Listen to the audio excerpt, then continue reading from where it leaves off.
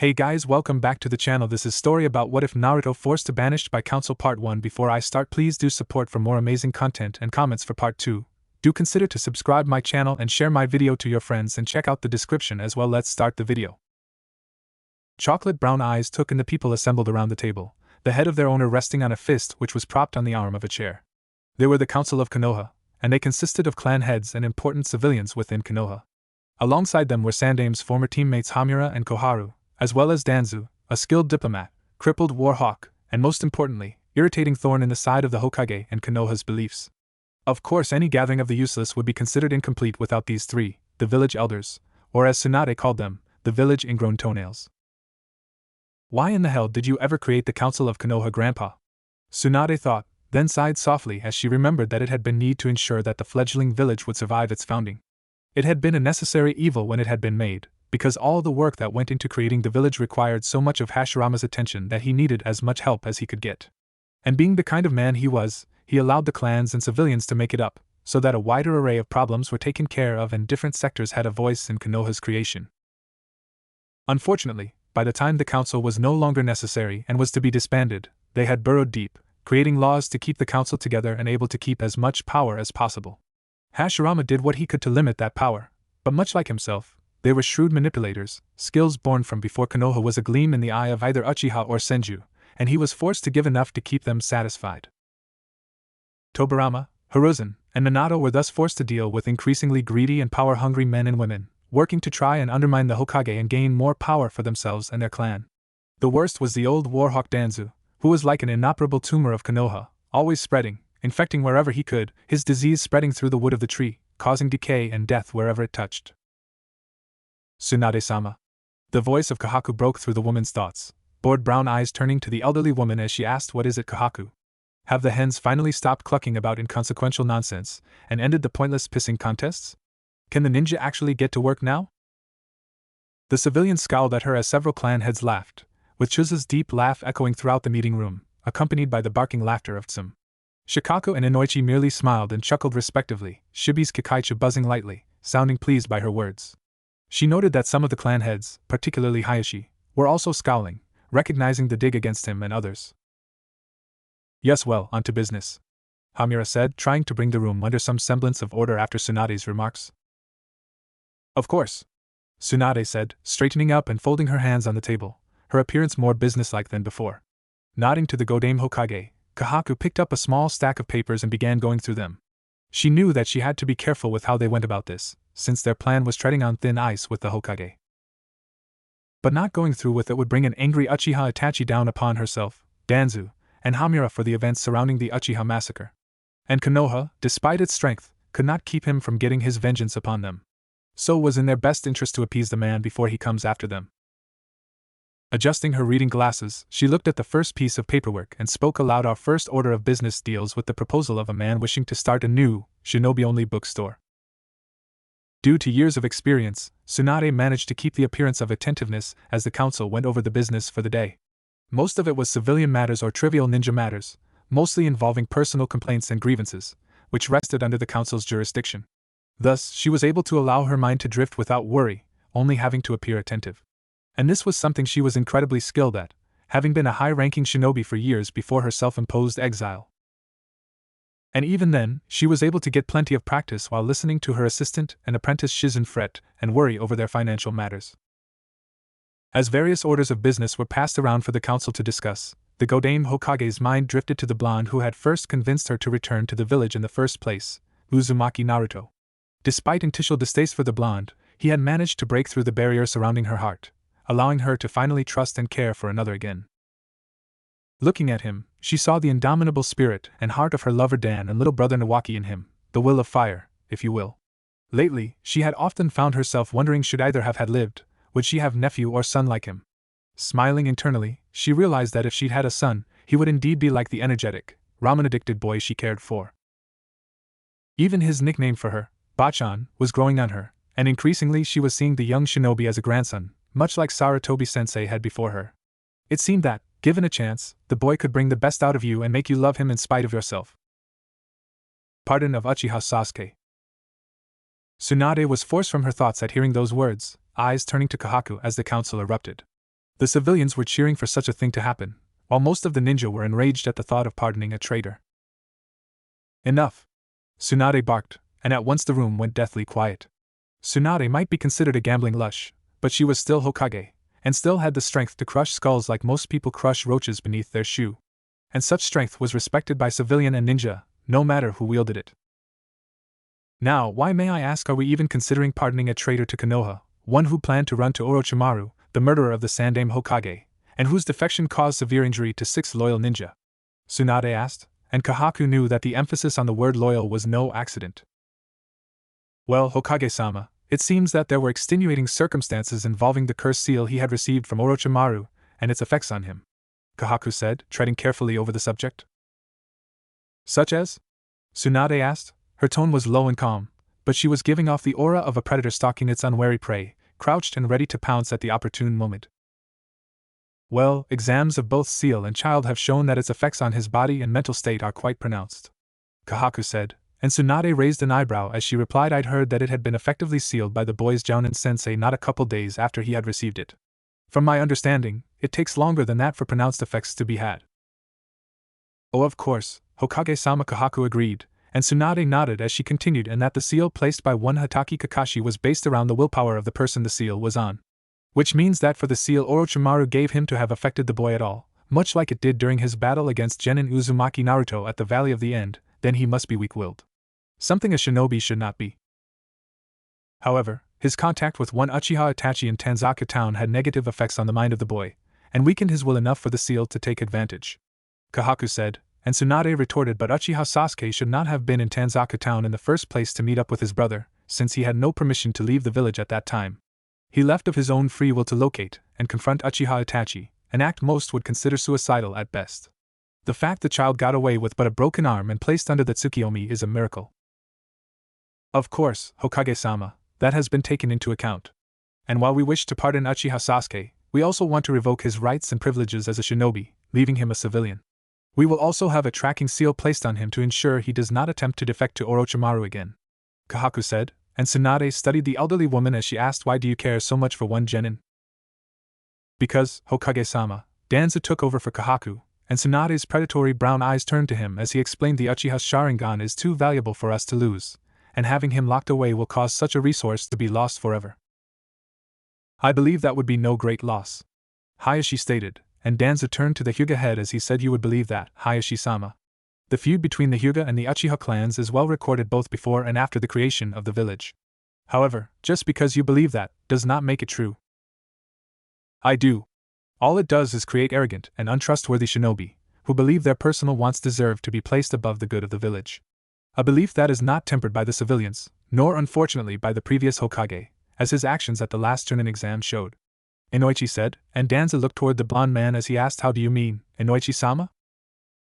I mean that the Uchiha was allowed to be over an hour late, something that must not be tolerated, and most certainly would not have been if it had been Shikamura-kun, Gara-san, or especially Uzumaki-san, Inoichi said, and the civilian council let their thoughts be vocally known about the Uzumaki boy, which allowed the village elders a temporary smirk at their reaction.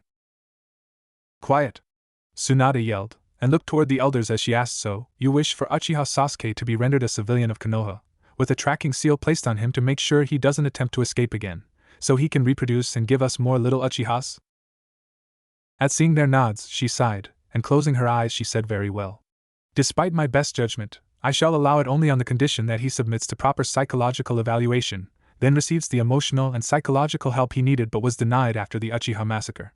Also, I want Jiraiya to properly seal that horrid cursed mark, and to seal off all his chakra but that which his body requires to survive, so that he will offer less of a threat to others.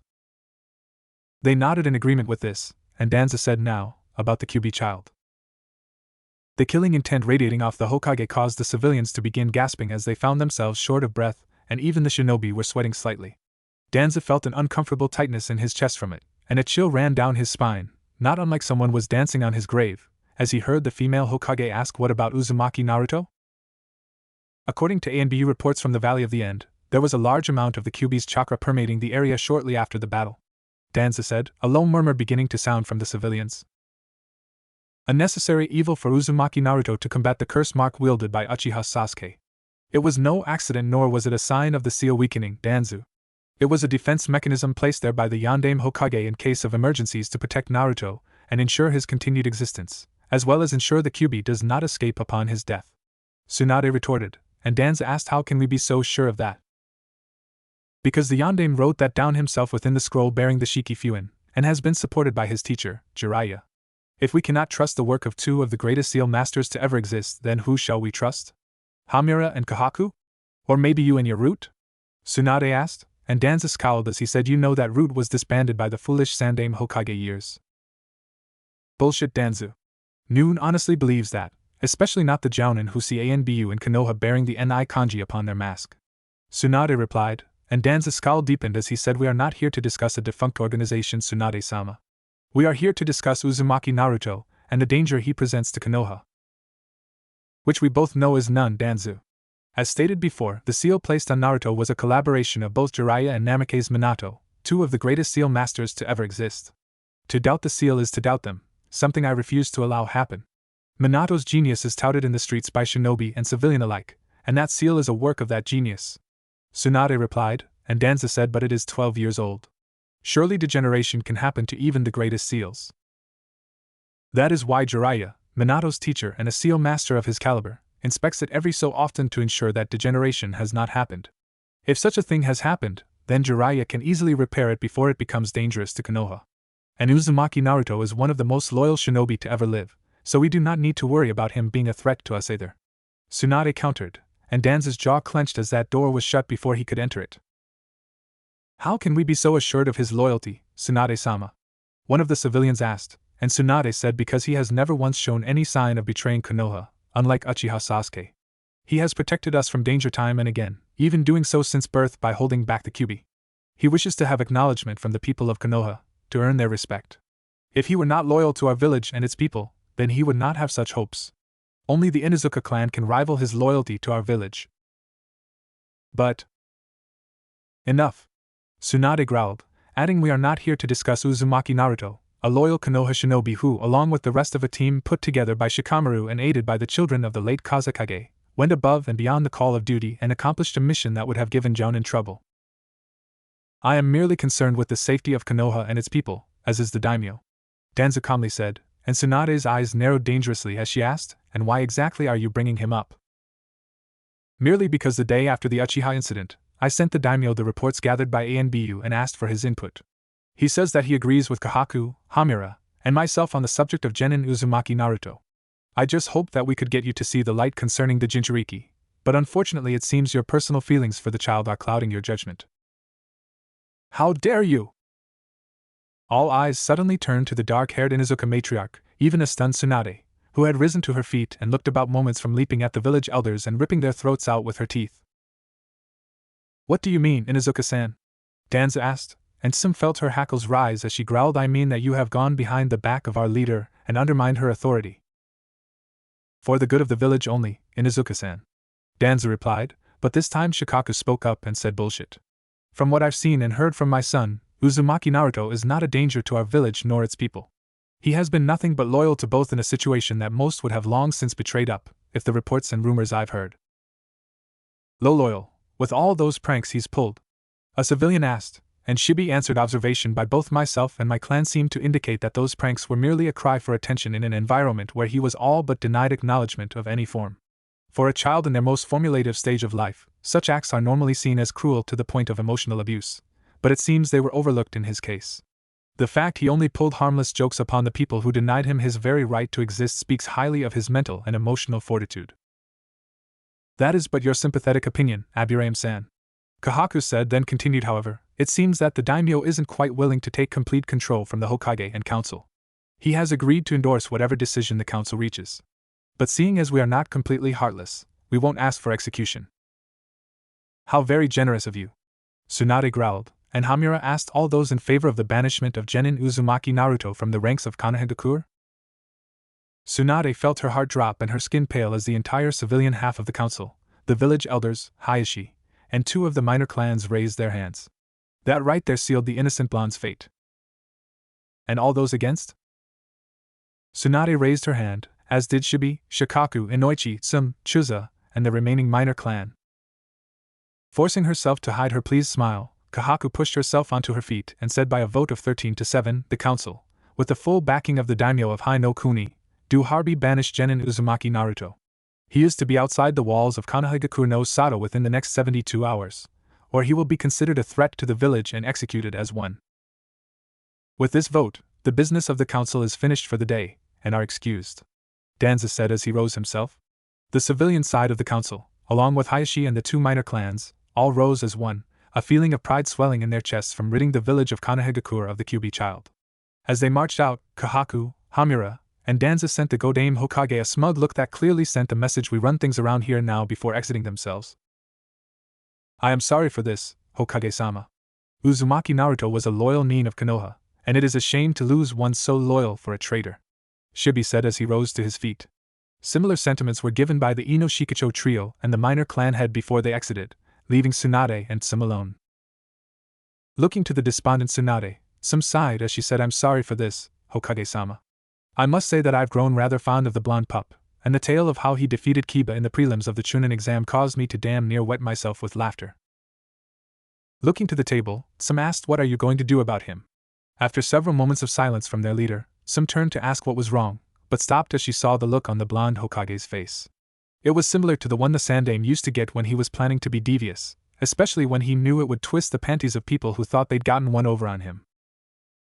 A shiver shot up the Inuzuka head's spine, and she had a feeling that whatever was about to happen would shake the village to the core.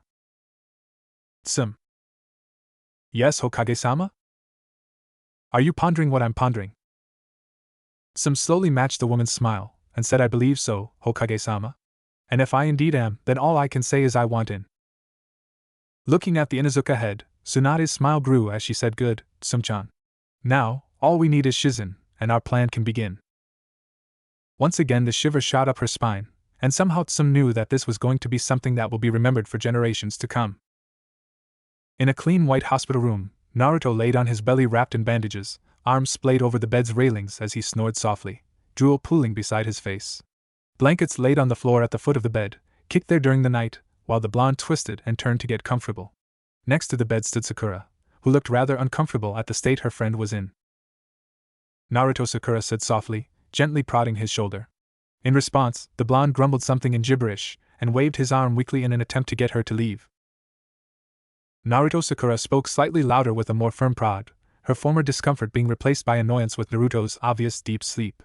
A more annoyed grumble of gibberish, and another wave of his arm was his response. Naruto, Sakura said and jabbed his shoulder, her discomfort all but replaced by annoyance now. And in response the blonde grumbled the barely intelligible na Karachan, Esipin. Akater, as his arm waved again. Sakura sighed and gently patted Naruto's bandaged head, her frown finding itself replaced by a soft smile as she said, all right then. I'll go see if Sasuke-kun is up to having visitors yet. Turning to leave Naruto to his well-deserved sleep, she looked back at his prone form and said, by the way, thank you, Naruto. Leaving the room, she sighed as she leaned back on the door and thought, what's this feeling in my stomach? It kind of feels like what I feel for Sasuke-kun, but not quite. Maybe it's gratitude to Naruto for bringing back Sasuke-kun. Or maybe it's what you would feel for a brother. Yeah, that's it. Or maybe it's because you want to go back there and ride that sexy blonde like you stole him, came the unwanted opinion of inner Sakura, causing the pinkette's eyes to widen in shock, a bright blush adorning her cheeks as she quickly thought, shut up. It's not that at all. He's a dear friend and nothing else. Yeah, you keep telling yourself that, but we both know the truth. You're tired of the cold, distant disdain of the Uchiha and want a man who'll make you feel like a lady like the previously mentioned sexy blonde. Sasuke's not like that. Sakura began, but the voice broke in and said, I know. He's actually a kind, caring person under that tough exterior. I'm beginning to doubt that even Tsunade-sama's strength could break through that exterior, if it is just an exterior. You keep chasing him like a beaten puppy looking for table scraps. Meanwhile you've got a 7-course meal of a blonde who all but worships you. And if you're not careful, he's gonna get snapped up by someone else, like maybe Hinata. From what we've seen during our trips to the hot springs, Hinata's not bad looking. Sexy even.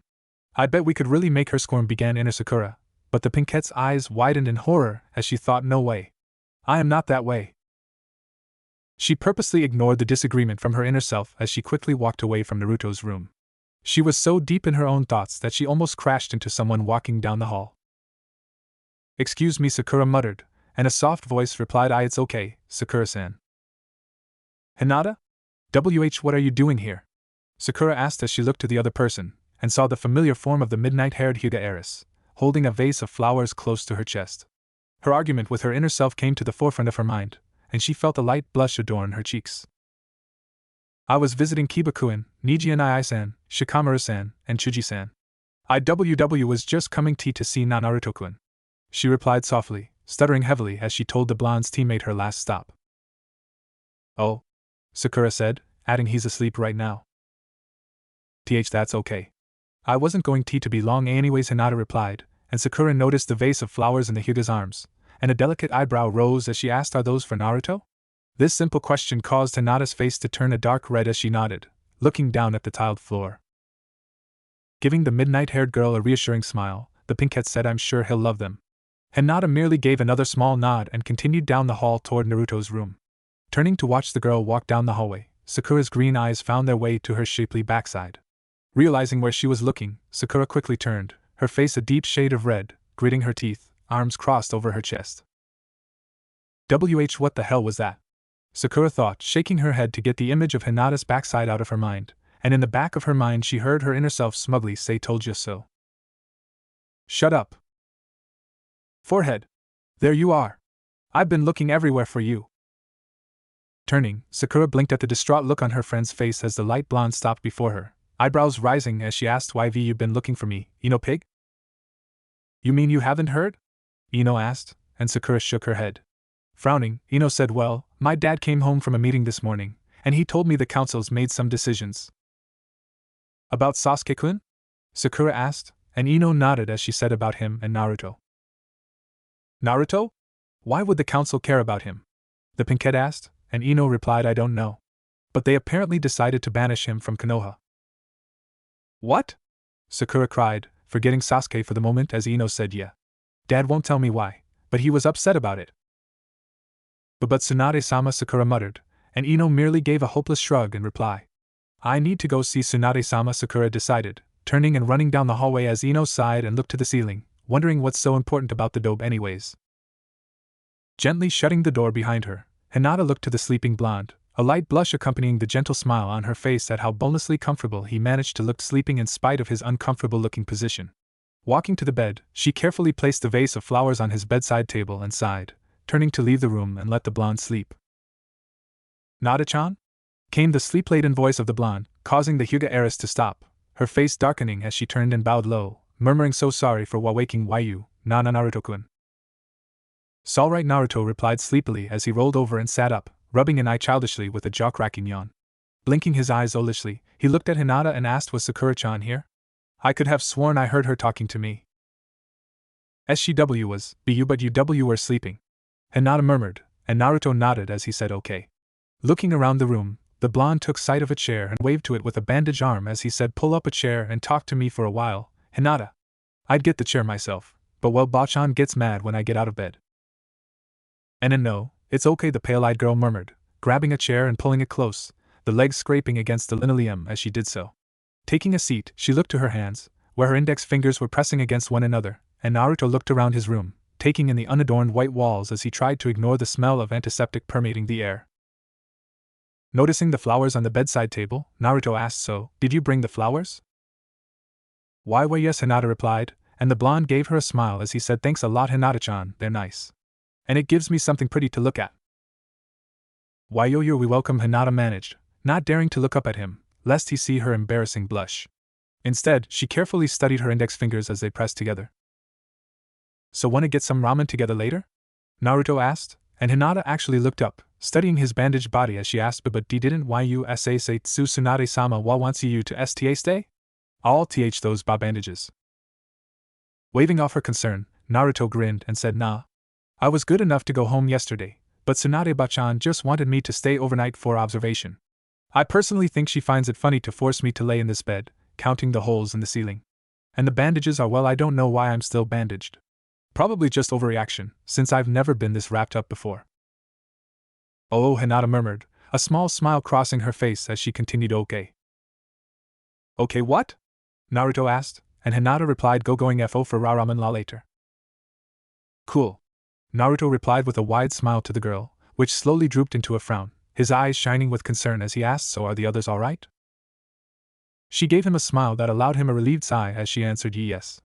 Ninigi and I-san and Ch Shuji-san, we were in bad shape, but ts Tsunade-sama sa saved them. Good old Bachan, she can do anything, Naruto stated with confidence, and the pale-eyed girl gave an affirmative nod as she said hi. And I was awesome on the mission.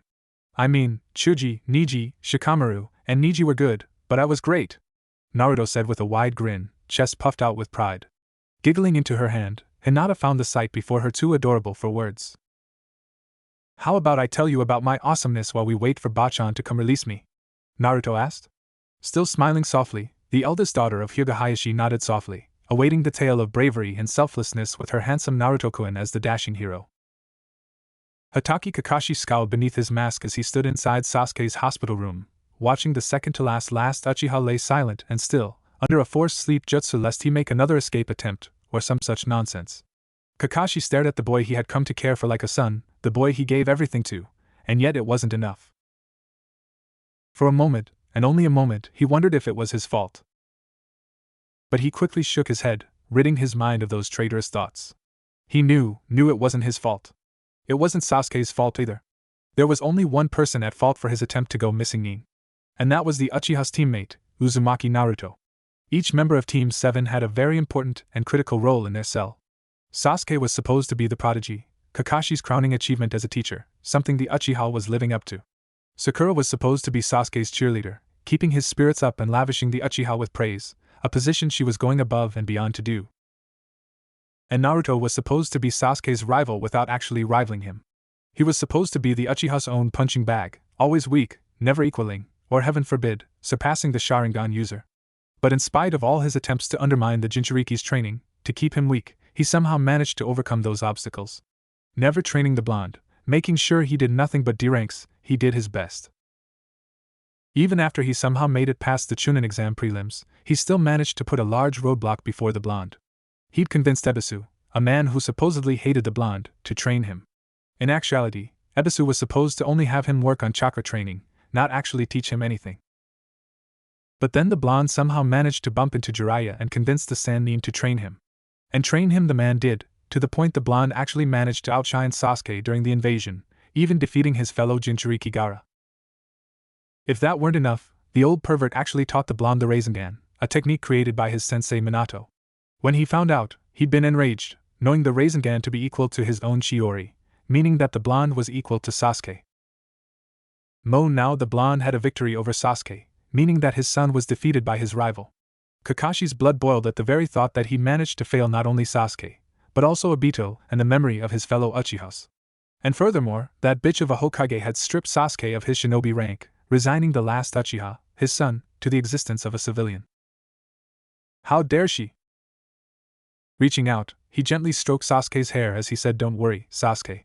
The council will fix this, and I'll be training you again soon."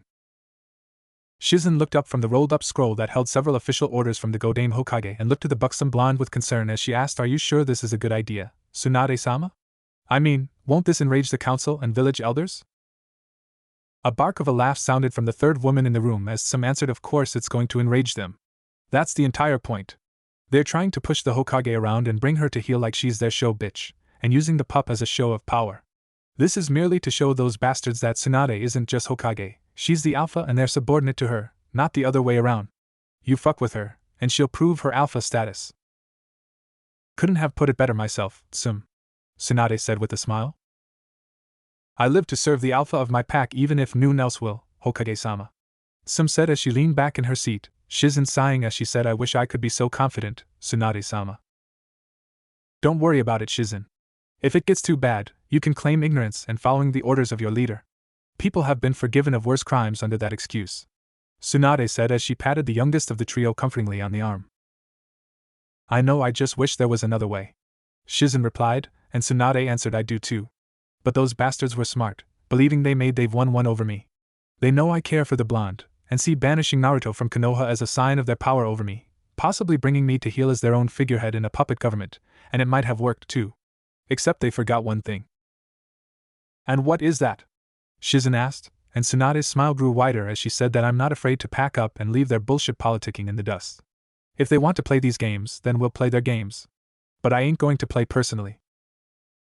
Picking up the scroll, she waved it and said I'm bringing in a ringer, a master manipulator, someone who's spent the better part of a decade doing this stuff on a scale those fools can't comprehend. If he'll do it. Some said, and Tsunade replied he'll do it. Trust me, that man can be as petty and vindictive as me when angered. And this scroll is going to let him put that twisted mind to good use in repaying 13 years of social isolation and emotional abuse. Their conversation was interrupted by the intercom crackling to life, and the voice of her secretary speaking through it. Excuse me, Godame-sama. But there is a genin by the name of Haruno Sakura here wishing to speak with you, and she seems rather upset. Probably about the traitorous whelp, no doubt. Some muttered, and Tsunade said might as well hear her out. Maybe we can get something out of her. Pushing the send button, Tsunade replied send her in. After a few moments, the door swung open, and a disheveled, bleary-eyed Sakura entered, seemingly ignoring the Inuzuka head and Shizen as she walked up to the desk, turning bleary green eyes filled with fear as she asked, is it true? Is what true? Tsunade questioned, and Sakura replied, that you're banishing Naruto. It's not true, is it? Sighing, she said, no, I am not banishing Naruto. Seeing the relief in the girl's eyes, Tsunade felt like a horrible person as she continued, but unfortunately, the Council of Konoha voted 13-7 for his banishment, a decision being endorsed by the daimyo. There's nothing I can do about it, my hands are tied. At hearing this news, Sakura's legs felt weak, as if they'd been injected with a powerful sedative. Her knees shook and buckled, causing her to drop to a kneeling position on the floor, silent tears flowing down her cheeks as she balled her fists on her knees. Feeling the sadness practically radiating off the girl, some looked to the blonde Hokage, her eyes sending a silent message. Getting an affirmative nod from their leader, some looked to the pinkette gave a reassuring smile as she said, don't worry. Tsunade-sama isn't just going to throw the pup out into the world. She's planning how best to aid him, okay? Green eyes shining with tears turned to the Hokage, and after wiping her face off with her hands, Sakura smiled sadly as she said, thank you, Hokage-sama. Returning the smile with one of her own, Tsunade studied the girl kneeling before her, a curiosity piqued. Raising a delicate eyebrow, the buxom blonde asked, what exactly is your relationship with Genin Uzumaki Naruto? Naruto? Sakura asked, a blush crossing her cheeks, and receiving a nod, the girl looked to the floor and answered softly, I don't know, he can be a real baka sometimes, he's still a close friend. But lately I've been getting this feeling in my stomach. It's kind of what I feel for Sasuke-kun, and yet different. I can't really describe it, but it feels weird and nice. Warm. I see. Tsunade said, the smile disappearing for the neutral face of a leader, chocolate-colored eyes focusing on the pink-haired Genin as she said, Genin Haruno Sakura. Yes, Hokage-sama? Sakura asked as he had snapped up, green eyes meeting brown as the blonde Hokage questioned, would you be willing to aid me in concern to Uzumaki Naruto? Doing so would leave you within my debt, and I would be willing to make you my apprentice should you accept. A conflict of emotions filled green eyes, elation, confusion, and a little bit of worry chief among them. After a minute of silence, the Hokage said, don't answer me now. You may go home and think it over, just return here early tomorrow with your answer. But I want you to know that what I'm going to ask of you is difficult, so don't make this decision lightly. A silent nod was her answer, and Tsunade smiled as she said, good girl.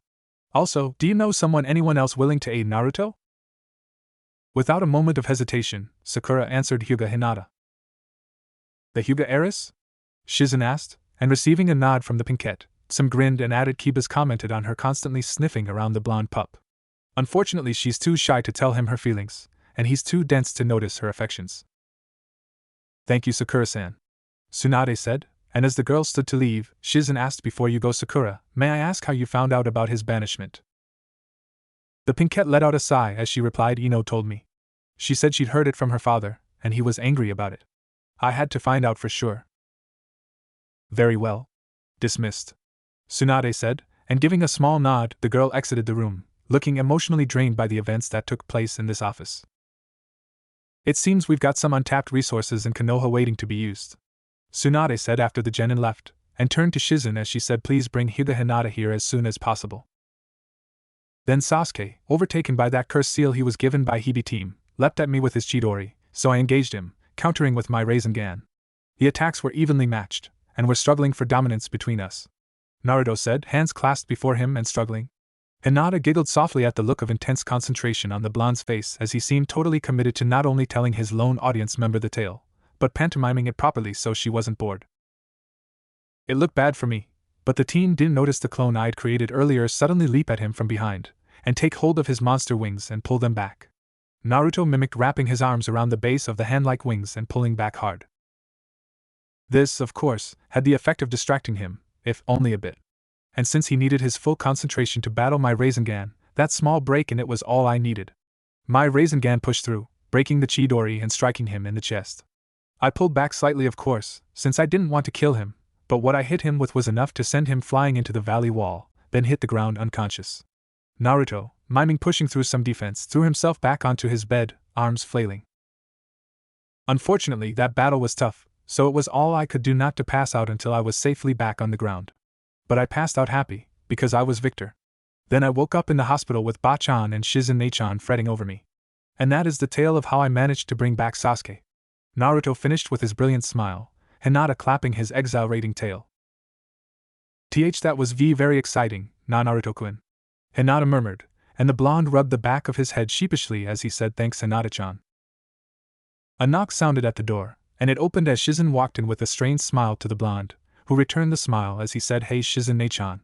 What you doing here?" "I was looking for Hinata because Tsunade-sama wishes to speak with her, and figured she was visiting you," Shizun said with a smile, and Hinata asked, "Why does Hokage-sama wish to see me?" "You'll just have to go see her and find out yourself," Shizun said with a teasing tone, and Hinata nodded, turning to Naruto as she said, "Bye na Naruto-kun." "Bye Hinata-chan," Naruto said with a wave, and as the Hyuga heiress left, Naruto turned to Tsunade's apprentice as he asked, "Can I leave now, Ne-chan?" "Sure. Just let me give you a final checkup to make sure you're as well as you appear to be," Shizun replied, and watched the blonde whoop with joy at finally being able to leave the hospital. "Okay, strip," Shizun commanded, and her smile grew as she mentally counted down until the eventual sudden stop of the Naruto dance of joy. The blonde whirled on her with a speed rarely seen outside of those not clad in green spandex, eyes wide and jaw hanging. "What?" Shizun covered her mouth with a hand to hide her giggle as she said, "This is going to be a complete checkup, Naruto. That means you have to lose all your clothes so I can do it properly." The blonde's jaw snapped shut, his face turning a shade of red that would put tomatoes to shame, and backed away, pointing at her and cried, "Ero-ne-chan." Shizun had to fight hard not to burst into laughter as she said, "Well, if you feel that way, I could get Enko to do it. Of course, I need to get you to sign a few forms first." "For what?" Naruto asked, and Shizun answered, "Boring legal stuff mostly. They're only to ensure that I and the hospital are absolved of any legal consequences for what might happen during the medical exam." "Why? What could happen?" Naruto questioned, and Shizun replied, "When Enko gets those clothes off you, she'll get to see that sexy little body of yours and, more importantly, your third leg down there, after which I'm afraid she won't be able to control herself, and she'll make a man out of you." The look of confusion on Naruto's face was adorable, but the look of horrified realization, followed quickly by hands covering his crotch, caused the dark-haired woman to nearly break down in a fit of laughter. Her threat received the proper response of the blonde quickly relieving himself of his hospital-provided pajamas, standing with only his hands guarding his third leg from view. Motioning to the bed with a hand, Shizun said, "Take a seat so we can begin." The blonde, so intent on keeping his front covered, turned his back to Shizun, and with a wicked smile the dark-haired woman replied, That's a cute little but you've got there, Naruto-kun." Shizun burst into a fit of laughter at the sight of Naruto nearly jumping out of his skin with a yelp before disappearing beneath the sheets of the bed, a scandalized cry of "Yaro-ne-chan," after he was safe beneath the nudity-obscuring sheets. Hinata stood before the Hokage's office door, fingers tapping together. As she stood there, she was forced to wonder why the Hokage would ever want to see the failure of the Hyuga clan. Looking to the secretary seated beside the door, the woman gave her a comforting smile before returning to work. After what felt like an eternity to the lavender-eyed girl, the intercom buzzed to life and Tsunade could be heard to say, "Send her in." The secretary motioned to the door, and giving her an appreciative nod, Hinata walked to the door and took hold of the handle. Several comforting breaths allowed her to open the door and enter, allowing her to see Inuzuka-tsum and the buxom Hokage watching her expectantly. "Take a seat, Hinata-chan," Tsunade said, motioning to the chair before her, and the young girl cautiously did so, not looking up at the powerful kunoichi with her. "Hinata-chan, from what I've heard, you care very deeply for the genin Uzumaki Naruto. Is that correct?" Tsunade asked, and gulping, the young heiress nodded, pleading eyes turned to the blonde before her. "Is there something wrong, Hinata-chan?" Tsunade asked, and Hinata murmured softly, "PL, please do don't inform my father. He would be displeased by this." "Don't worry, Hinata.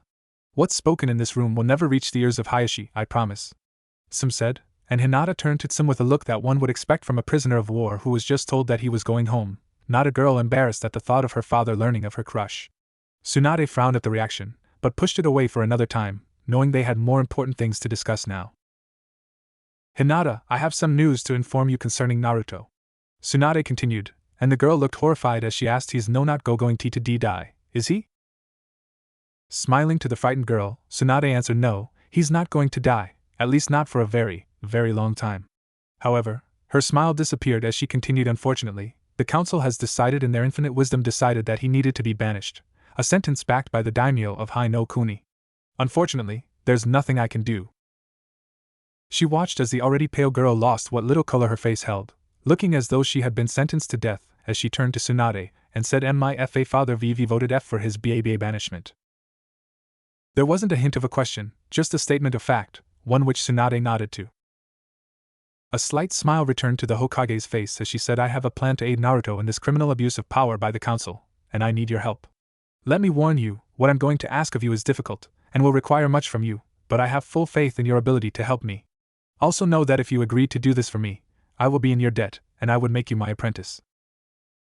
Sitting in silence for several long moments, Hinata looked to the female Hokage and asked, "What do you need of me?" "This has nothing to do with debt or the apprenticeship, does it?" Some asked, though it wasn't a question.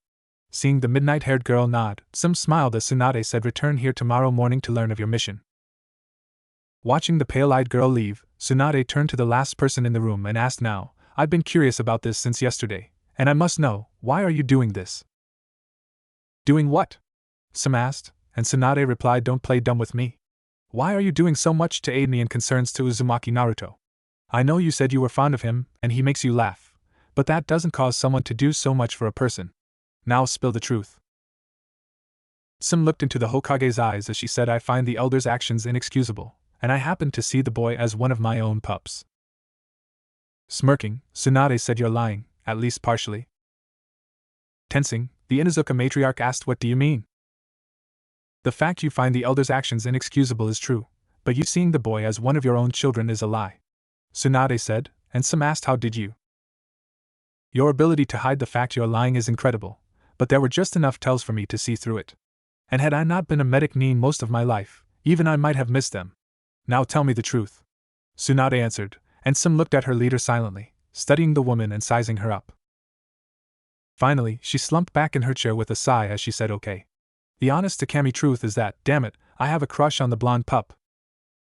"You have a crush on Naruto?" Tsunade asked, and Some nodded, covering her eyes with the base of her palms as she said, I know. I'm more than twice the pup's age. I have a son his age for Kami's sake.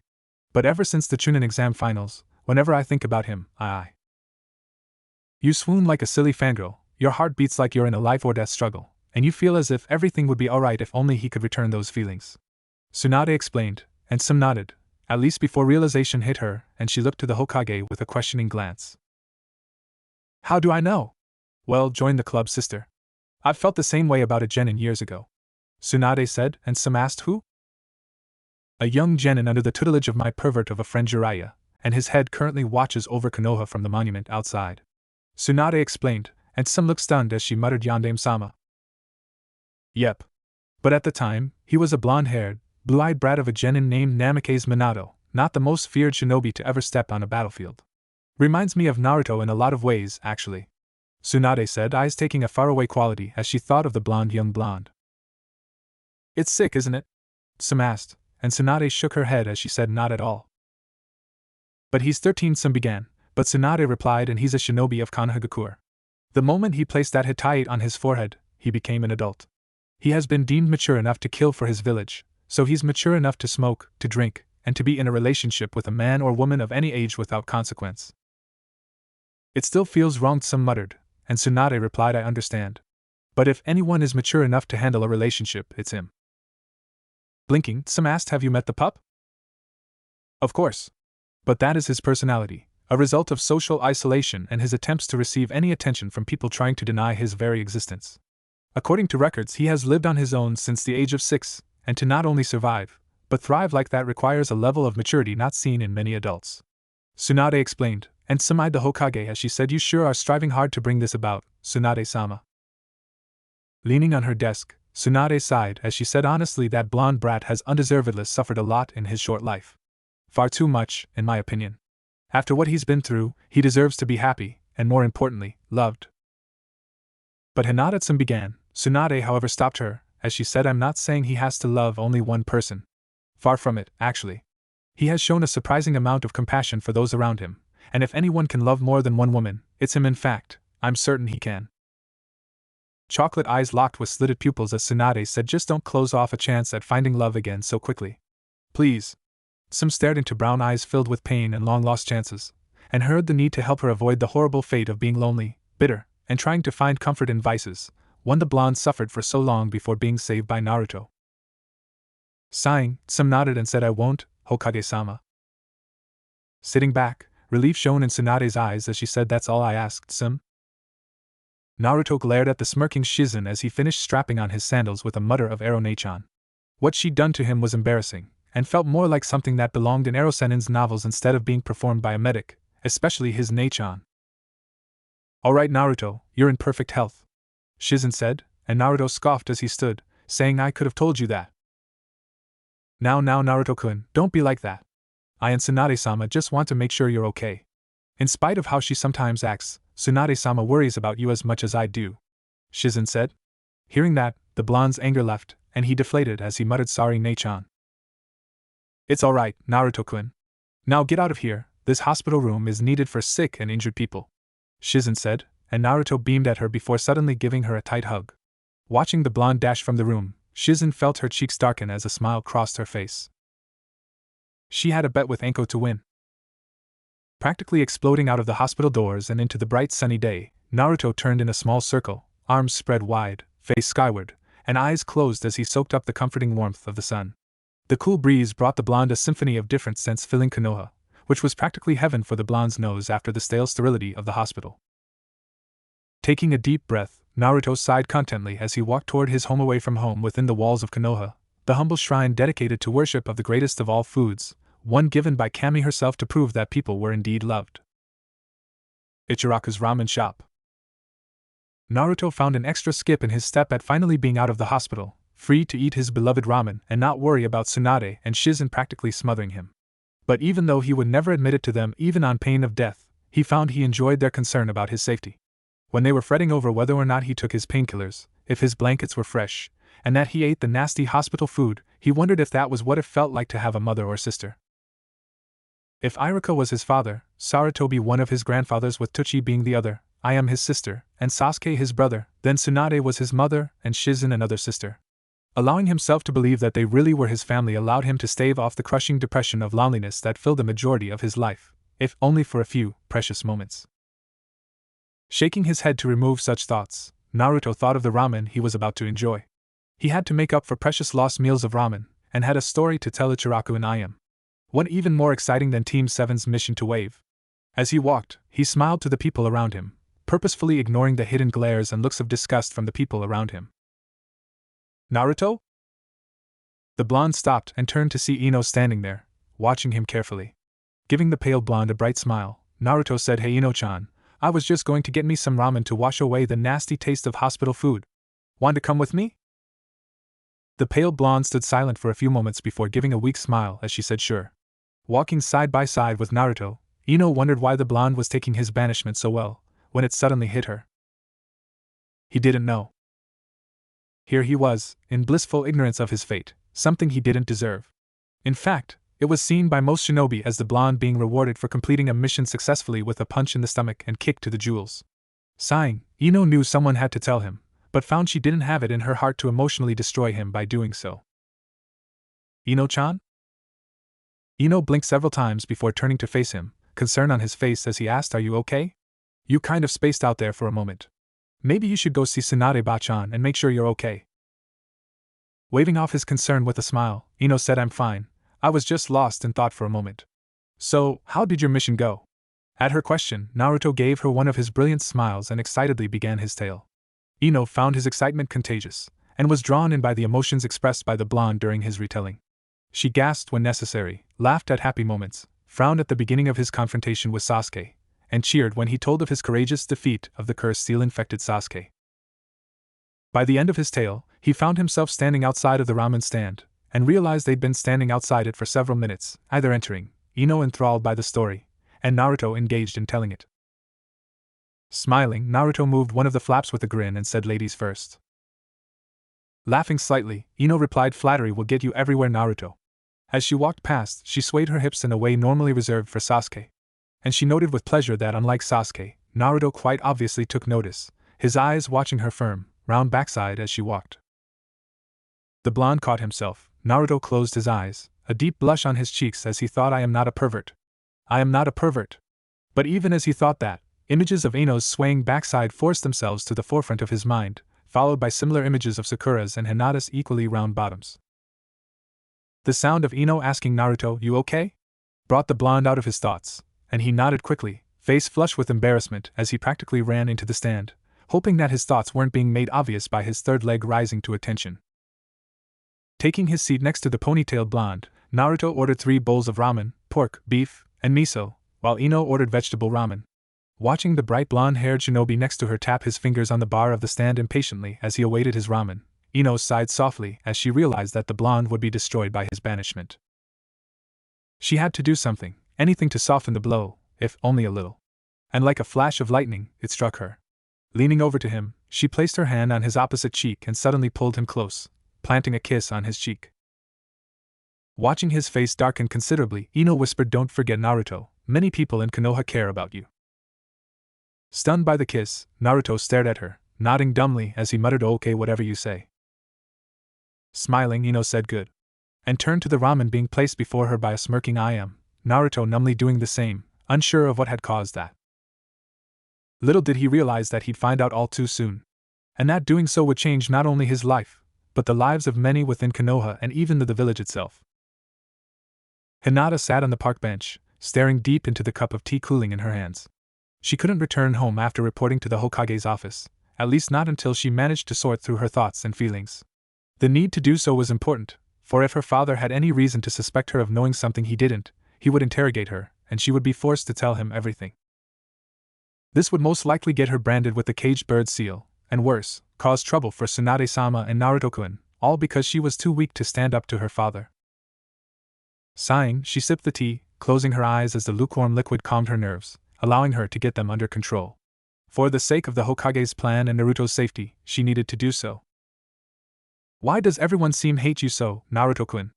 Hinata wondered as she took another sip of her tea. Watching her beloved blonde from afar for so many years, she had seen the way people would glare hatefully at him, if they gave him any attention at all. And the fact she was so unnoticeable she could disappear in a crowd allowed her to listen in on whispered conversations about the blonde, and none of them were favorable. So many questions surrounded the whisker-cheeked blonde, but she had always been afraid to seek the answers, fearing retribution for digging into such things, even from the grandfatherly Sarutobi. But now, she felt she could ask Tsunade and not have to worry about punishment.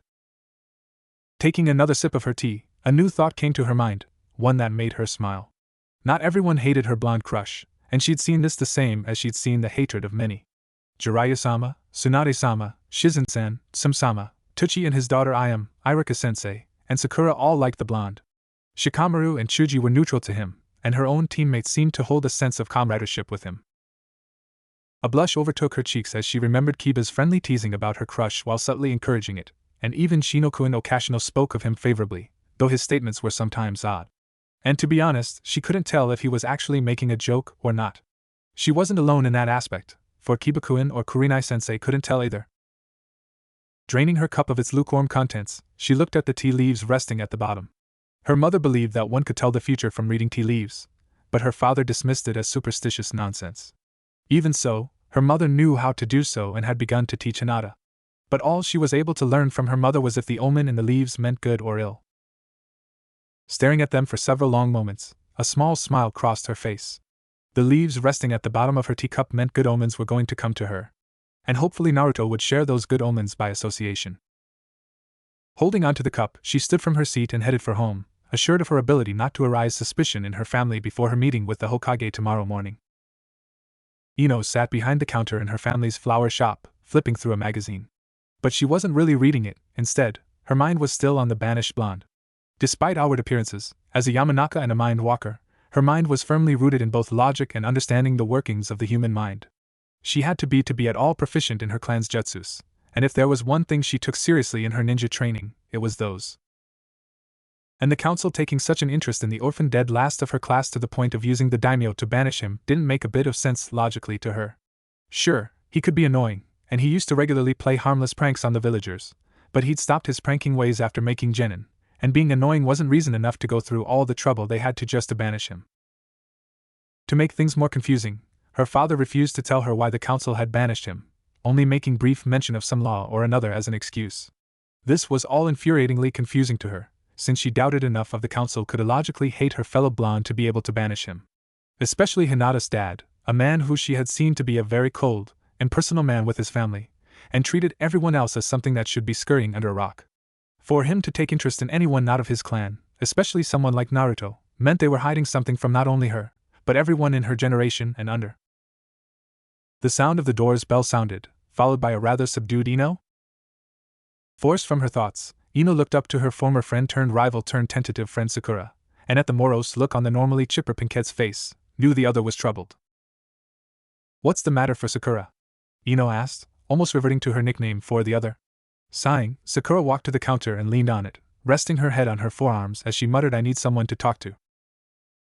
"Well, I have considered me a sympathetic shoulder for your troubles, Sakura," Ino said, and the green eyes of her friend held both relief and enormous amounts of gratitude as the Pinkette said thank you. "Now, what's troubling you?" Ino asked, leaning her elbows on the counter and holding her chin in her hands. Thinking it over, Sakura said, "It's about Naruto. I talked to Tsunade-sama, and they're really banishing him." Nodding, Ino waited for the girl to continue, seeing that wasn't her only trouble. "Tsunade-sama is going to help him, and she asked for my help." Sakura finished, and Ino asked, "What did you say?" "I haven't answered yet, and I have until tomorrow to do so, but I don't know if I can. I mean, to take it will get me a rare chance, and I'll be able to help Naruto. But there's my parents to think of," and then Sakura trailed off, and Ino nodded as she asked, "And Sasuke-kun?" "Yeah. I don't know what to think of him anymore. I offered him love, friendship, and everything I could, but he Sakura replied, and Ino said he balled it up like so much trash and threw it back in your face. Not only that, he also tried to betray Konoha to one of our greatest enemies and almost murdered Naruto. His best friend, all because he was trying to keep him from making such a horrible mistake," Sakura said, the sheer magnitude of both actions seemingly beyond her reasoning. Ino nodded in agreement, knowing that even though they weren't exactly best friends anymore, the thought of one trying to kill the other sent a cold chill down their spine. "And then there's what Kakashi-san Kakashi said?" Sakura said, and noting the way Sakura spoke Kakashi's name as if it were some vile venom, Ino asked what happened with him. "Well, I went to speak to him about Naruto and Sasuke, but the bastard didn't even care that Naruto was being banished.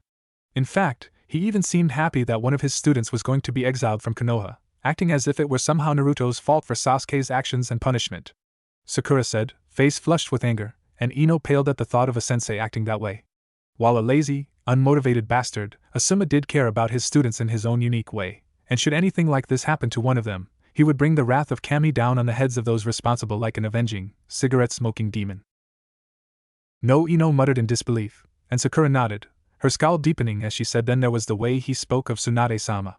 And worse of all, his tone implied I would blindly agree with him because it involved Sasuke. Like I didn't expect Sasuke-kun to be punished in some way for almost defecting to Orochimaru. How shallow does he think I am?"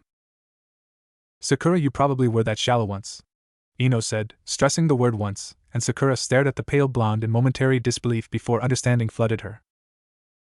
"Yeah, I was a shallow bitch, wasn't I?" Sakura asked, and Ino gave a single nod before smiling and saying, "But you're not anymore. You've grown and matured a lot during your shinobi career. All of us have, even Naruto. It's just too bad that your sensei has his head shoved too far up his own ass to see that." "Thanks," Sakura said with a grateful nod, and Ino looked to her friend as she asked, "What are you gonna do about Tsunade's offer?" "I don't know," Sakura replied, and Ino said, "Well, whatever you decide to do, Sakura, just know that I and the rest of your friends will stand behind you all the way no matter what, same as Naruto." Looking up at her blonde friend, Sakura stared at her for several seconds before an impulsive thought overcame her. And before she had time to realize what she was doing, she did it. She leaned over the counter and gave Ino a brief kiss on the lips. Breaking from the blonde, the pinkette's eyes widened in shock, which was followed by those of her friend. The duo stared at each other for a few uncomfortable seconds before Sakura turned and bolted out the door, an embarrassed blush adorning her cheeks. Watching her friend leave out the door, Ino raised a hand to her lips, a mild pink dusting her own cheeks as she felt her still tingling lips, all new questions buzzing around in her head. Walking past the cadet branch guards with a small, polite nod, Hinata entered the Hyuga estates, head downturned, not really looking at those around her. It was all too normal for her, so Noon, who saw her, thought too much of her posture, believing it to be the shame of being so weak and such a disgrace to the prestigious Hyuga clan weighing down her head. Her path was well worn by her feet, so she quickly found herself standing before her door without even really thinking about it. Entering the room, she activated the seals that protected her room from being spied into by the Byakugan. This was a luxury only afforded to the main branch, for which she was glad as she stopped beside her futon. Taking a deep breath, she carefully removed a couple of floorboards and looked into the secret compartment. In it were a variety of items, most of them sentimental in value, which necessitated their being hidden from her clan, whom hated such things with a passion, her father more than most. Those items included a couple of storybooks her mother read her when she was a child, pictures of her parents during happier times, her mother's pressed flower collection, and other such items. Also within the compartment was a wood box filled with various sugary sweets ferreted into her room in secret. She mostly kept it for when her father was so displeased with her as his daughter he forced her to bed without supper, an all too common occurrence for her. It was also for when she was feeling especially down and needed a little pick-me-up, another all too common occurrence. The one of only things in her hidey hole was a picture of her Naruto-kun, standing in one of the training grounds, giving the camera one of his face-splitting smiles and a thumbs up. His jacket was off, leaving him only in a black t-shirt, and a thin sheen of sweat resided on his body from the obviously strenuous workout he'd just gone through. Looking at the picture caused her to blush, but also made her remember why she cared for the blonde so deeply. Despite his faults, he was a dedicated worker, friendly, caring, and outgoing to all those around him, including those who hated him so. He'd helped her so much without even knowing it, and she feared that loving him wouldn't be enough to pay this debt to him. Her previous fears and worries disappeared as she looked at the picture, realizing that he would most likely need her help now. Need her to be strong for him, and be a source of support that he always was for her. Quickly returning the picture to its place within the hole, she opened the wood box and plucked out a couple pieces of candy before shutting its lid and replacing the floorboards to hide it. Unwrapping one, she popped it into her mouth, a sense of comfort flowing through her as its sugary sweetness landed on her tongue. Enjoying the relaxing quality the candy had on her, she pocketed the other and quickly deactivated the seals protecting her room. Walking over to her bookcase, she grabbed one of the books from it and sat in a comfortable chair near it. Settling in, she began reading it, trying to not worry about what tomorrow would bring. And if something were indeed to happen, she really wanted to find out how this particular book ended. She really hoped that the hero would save the village and find the love he deserved. After some time silently reading, her head snapped up as someone knocked on her door. Closing her book and resting it in her lap, she called through it, "Ko, come in." The door opened, revealing a branded member of her clan, who bowed and said, "Hayashi-sama wishes to see you in his study immediately." As the door closed behind the man, the heiress felt her heart drop into her stomach, a look of silent horror shining in her eyes. Had he somehow found out? How much did he know? What did he suspect? Gulping down her fear, she set her book aside and rose from her seat. Exiting her room, she walked down the hallway toward her father's study like she was a condemned prisoner heading toward the executioner. The few clan members she passed avoided her, recognizing her posture and feeling the aura of dread around her, knowing that it meant she was wanted by her father. Most of them took a similar posture when going to see him since, with the exception of Hanabi, he was angry with those he summoned to him. Most took pity on the child before continuing on, knowing personally that staring just made it worse. Stopping before his door, a shaking hand rose and knocked on the doorframe several times. After a few moments, his cold, passionless voice came through, speaking only, "Come in." Opening the door, Hinata entered and walked before him, taking a kneeling position, head down and not meeting his eyes. With the exception of the elders, Noon was allowed to meet eyes with him, not that they wanted to, lest they see the disgust he held for them. Hayashi sat studying the girl before him carefully before asking Hinata, "I have heard from several sources that you were summoned by the Hokage for a meeting in her office. I must ask myself what exactly she wanted from a failure such as yourself. Has your failures become so unavoidable that even Hokage-sama has taken notice of them?" "And no, Titu-sama," Hinata replied carefully, hiding the pain of his remarks with the efficiency she should not have. So, then please tell me what exactly our esteemed leader wanted from one such as yourself. Hayashi demanded, and his daughter replied she wished he to offer me a apprenticeship under her. She wasn't really lying to him, because that had been one of the things she had been asked. She merely forgot the rest of it. I see. What exactly would a woman of her social standing see in someone such as yourself? Your status as heir of the most prestigious clan in Konoha, while holding power in many circles, is not so with that woman. And your constant failures should not merit such training, so I don't understand why she would ask this of you. Perhaps she simply has a soft spot for failures, much like the Sandaime. Both have taken an inordinate amount of interest in another failure, that blonde street rat Uzumaki Naruto. At hearing him insult Naruto, Hinata was forced to bite her tongue lest she lash out at him. Insulting her she could handle and was even expected, but to hear him speak so ill of her crush was almost too much. Whatever the case, you will simply have to refuse her offer. Failure or not, I refuse to have any member of the Hyuga clan learn under that woman. And if she makes an issue of it, simply inform her that I have significant sway with the council. Hayashi said, a sneer on his face as he finished his sentence. Hinata bit back a scowl and said yes, Tsu-sama. He claimed her to be a failure of most things, but there was one thing she was an expert in. An expertise born from hiding pain, both emotional and physical, from her father and clan, lest their opinion of her drop even further than it already was. An expertise so good that she could quite possibly fool the torture and interrogation unit of Konoha. She was a masterful liar. Very well. You are excused, Hayashi said before returning to his paperwork, treating her as if she no longer existed. Rising to her feet, she turned and exited the study. If she had any doubts in working with Tsunade before, they were put to rest by this enlightening conversation with her father. Sitting on the couch in Naruto's small, unkempt apartment, Tsunade sighed for what felt for quite possibly the 100th time since yesterday's meeting. Even with her plans, she couldn't stop the sick feeling that was resting in the pit of her stomach. She knew exactly what the problem was, but that didn't mean it was going to leave. In fact, it only made it worse. Next to her sat Shizen, Taunton laying in the dark-haired woman's lap being stroked lazily. When the dark-haired woman asked her master if she wished to be accompanied on this painful mission, Tsunade almost told her no. But then she realized that after hearing this news, the annoying young blonde they cared for would require all the comfort he could get. To a boy as loyal as him, being banished was akin to being executed. This is wrong, Tsunade Shosho, Shizen said for the 20th time that day, and Tsunade said, I know that, Shizen. I don't like it any more than you do. But the only way to stop it would be overthrowing the daimyo and taking power, and that'd be impossible even with all of Konoha's forces. Both had been to the daimyo's court and met his elite forces, the samurai. While the 12 guardians were more famous, they were merely his personal guards. His elite forces consisted of the samurai, a group of highly trained, dedicated soldiers who would willingly die for their leader. But what made them truly dangerous was their armor, which were inscribed with special seals that created a barrier around the wearer that absorbed any external sources of chakra, whether it came from the wearer or an enemy, using it to power the barrier.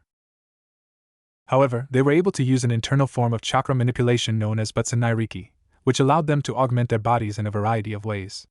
They even had a powerful trump card in the form of Jigakuriki, which caused their strength, speed, and agility to be increased severalfold, at the cost of severe damage to their muscles and bones from prolonged use.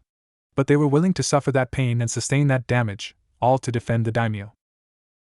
Then there was his feared legion, which was much larger in force, but were little more than brutal psychotics who swarmed their target with superior numbers and an undeterrable need to kill, rape, and pillage anything before them. They were deemed too dangerous to be allowed to roam freely, so they were often kept in barracks that would be better described as a prison camp, the stone walls rising above those of Konoha, the steel gates locked from the outside and the walls constantly patrolled. Their brutal nature was well known, and teachers sometimes threatened students that if they performed too poorly, they'd be sent to the capital as slave labor for the legion. This was a death sentence for anyone, and the poor victim would often suffer beatings, rape, and worse before finally being mercifully killed.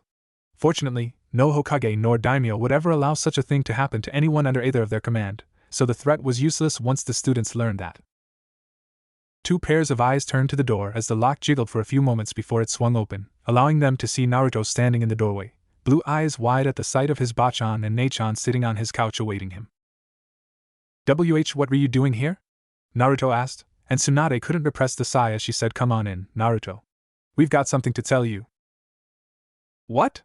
Is Sasuke team alright? Did something happen to Niji? Or Chuji? What about bushy brows? Is it Akamaru?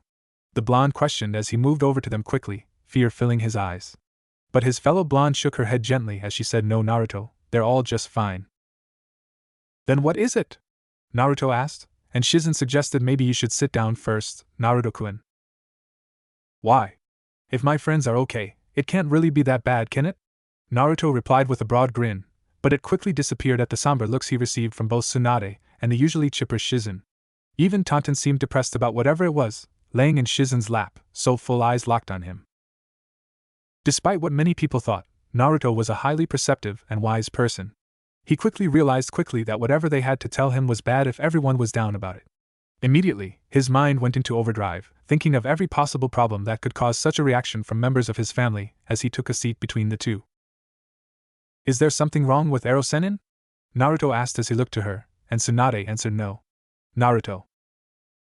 Is it Iruka-sensei? Is he sick?" "No. Naruto, listen.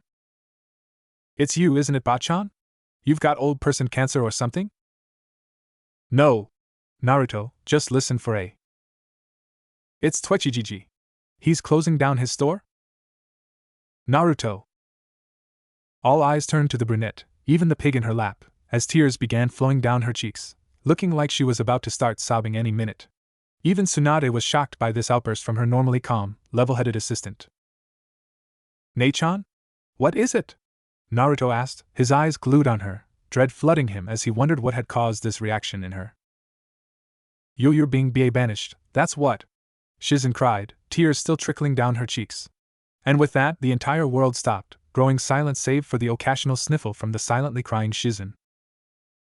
In fact, it was so silent, Tsunade would swear she could hear the sound of Naruto's heart shattering. But Tsunairiki Buddha's inner strength. Jigakuriki's strength of hell. For what felt like hours, but in reality was only a minute, the normally loud, energetic blonde sat in stunned silence, staring at the dark-haired woman in disbelief. Tsunade could feel a painful ache in her chest as she waited for the blonde's reaction when reality came crashing down upon him. "You're lying." He didn't speak loudly, instead in a soft tone that seemed to beg for what he was saying to be the truth. Naruto Shizen began, but the blonde cut her off by jumping to his feet and turning to face them, his tone a little louder, tears welling in his eyes as he continued, "You're lying. You're mad that I called you Ero-nei-chan in the hospital and now you and Bachan are trying to get back at me by lying to me." "Naruto. She's not lying," Tsunade replied, the emotions she'd been repressing finally getting the better of her, tears beginning to flow down her own cheeks. But Naruto turned to her, yelling as tears ran down his face, "You have to be. I can't be banished. I didn't do anything wrong." I know you didn't do anything wrong. I tried to keep it from happening. Oh Kami, how I tried," Tsunade sobbed, burying her face in her own hands. At the sight of his Bachan sobbing, Naruto sniffed and charged, practically tackling the elder blonde as he buried his face into her shoulder, arms wrapped around her neck as he broke down into a sobbing fit of his own. At the feeling of the blonde gripping her tight and sobbing into her shoulder, Tsunade wrapped her arms around her adopted grandson and cried, muttering sorry in between sobs. Shizen watched her mentor and the boy she'd grown to see as a brother comfort one another and smiled sadly through her own silent tears at the touching image. After several minutes of sobbing that slowly turned into silent crying, Naruto sniffed as he asked, "What's going to happen to me?" "Don't you worry, Naruto-kun, I've been working on a plan to help you since the decision was passed down. I'm making sure that they realize what a mistake they've made, and you won't be alone in this," Tsunade replied, gently stroking his soft, golden locks. Really?" Naruto asked, sniffing as he raised back to look at her face, wiping excess tears from his eyes. Smiling, Tsunade nodded and replied, "Of course. Do you honestly believe that I'd just sit back and allow them to do this to you? I am your Bachan, after all, and they're not throwing my gaki out without a fight." "Thanks," Naruto began, and after a few moments of indecision, added Kasen. This caused the blonde Hokage to stare at the uncertain blonde. Turning to Shizen, she noted the confused look the woman was sending her and the orange-clad blonde in her arms. "What?" Naruto asked, uncomfortable with the looks being sent to him, and Tsunade asked, "What did you just call me?" "Akasan?" Naruto replied, and Tsunade asked, "And why did you do that?" The normal self-assured blonde looked to an interesting stain on his couch and replied, "I don't know. I guess it's because you've been more like a mother than anyone else, and then I've always wanted one," sighing, he added, "I won't do it again." Staring at the blonde, Tsunade gave a smirk and gently flicked him on the forehead, getting an indignant squawk from him. Chuckling, she said you have no problem calling me Bachan, so why would you have the problem with Ka-san? So you don't mind? Naruto asked, turning to her with a hopeful gleam in the formerly despondent blue orbs, and giving him a kiss on the forehead. She said, of course, Gaki. Honestly, I've come to think of you as my son, and I want you to call me Ka-san. Smirking, she added, besides, it makes me feel a lot younger than Bachan any day. Really? Naruto asked, and giving him a nod, Tsunade replied, of course, Sochi. Once more tears flowed down the blonde's smiling face as he lunged forward and gave her another hug around the neck. Returning it, the elder blonde sighed as she thought, I wish I'd been there for you 13 years ago, Naruto. You deserved a better life than you'd gotten, but that changes today. Hey Naruto, can your Nei-chan get a hug too? Shizen asked, and wiggling out of the Hokage's arms, Naruto leapt onto the dark-haired woman. A squealing tauntaun barely avoided being crushed between them as he wrapped his arms around her chest and gave her a tight hug. Returning it, albeit softer, Shizen's previously held fears and anxiety concerning their plans melted away from the warmth flowing from the blonde. After several seconds, Tsunade grinned and said, alright, you two, the love fest can wait till later. Me and Shizen have a lot of work to do for our plan to be successful. Shizen whined in disappointment as she and the blonde released each other, Naruto turning his eyes to Tsunade as he asked, I want to help too. Giving the blonde a devious grin, Tsunade said, of course you can, and I have the perfect part for you, Naruto. But first things first, remember those pranks you used to pull? At the boy's nod, Tsunade said, well, I want you to start pulling them again. Do as many as you can, as grand as you can, to anyone you want except for the Aburame, Akamichi, Yamanaka, Nara, Inazuka, and Gabanata clans, okay? Anyone else is fair game, but no serious injuries or permanent damage to buildings. Rising to his feet, Naruto stood at attention and gave a proper salute as he said, will do, Ka-san. I know you will. Now get going, you've got a lot of work to do and not much time to do it in, Tsunade said, and as the blonde turned to leave, she swatted him playfully on the butt to encourage him to hurry up. Rising to her own feet, Tsunade dusted herself off and straightened her clothes before turning to Shizen, who had done the same. Come along, Shizen. Me and you have our own work to do, Tsunade said, her smirk growing from devious to downright malicious. At the sight of her smirk, Shizen couldn't suppress a shiver that passed through her as she followed her sensei, glad that she wasn't the one it was for. Walking through the streets, both Shizen and Tsunade shook with unreleased laughter as they saw exactly how quickly and enthusiastically Naruto had taken to her orders. Stores were doused in a veritable rainbow of vibrant, garish colors, others reeking of a symphony of noxious odors. People were either covered in mud, paint, or, well, either wanted to guess what the third substance was. And even now she could see an army of orange-clad blondes continuing with a gusto she wished most shinobi could use.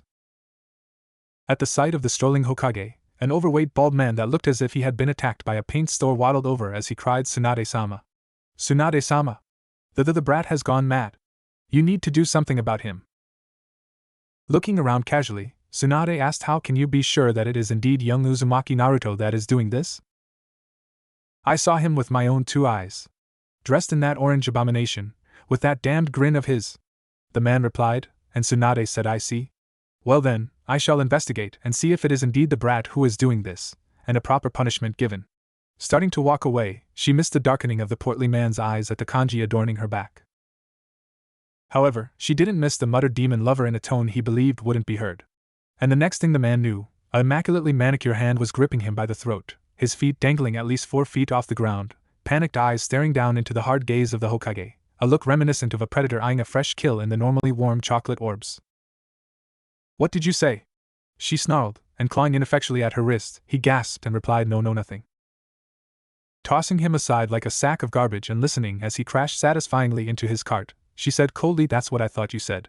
It seems that you are among those who, thanks to Sarutobi-sensei, have forgotten that Konohagakure is a dictatorship, and I am your ruler. Speak to me that way again, and you shall face a much harsher punishment. Walking away from the frightened man pulling himself from the broken remains of his cart, Shizen looked to her teacher and asked, are you sure that was wise? Of course not, Shizen. Tsunade replied casually, looking to the Hokage monument where her head was already under construction before continuing, I've just been walked on too much since returning, and I refuse to allow people like that believe just because the council has deemed me an old piece of carpet used to clean their shoes on, that everyone can do the same. Looking into the dark eyes of her assistant, Tsunade added, but I do believe that I was correct in stating that sensei is the main reason for a lot of this. He was old, ready and due for retirement, so when he was forced to retake the hat, he didn't want to improve the village anymore. He merely wanted peaceful seas so the boat wouldn't rock until his next successor was found, allowing parasites like Danzu and the council to dig deeper into the flesh of Konoha, and those small wounds have festered into the open sores they are today. Shizen merely turned her eyes to the road, silently thinking of what her teacher had said. Smiling, Tsunade patted the younger woman on the shoulder as she said, "Come on, Shizen. We've got more important things to do than gaze at our own navels."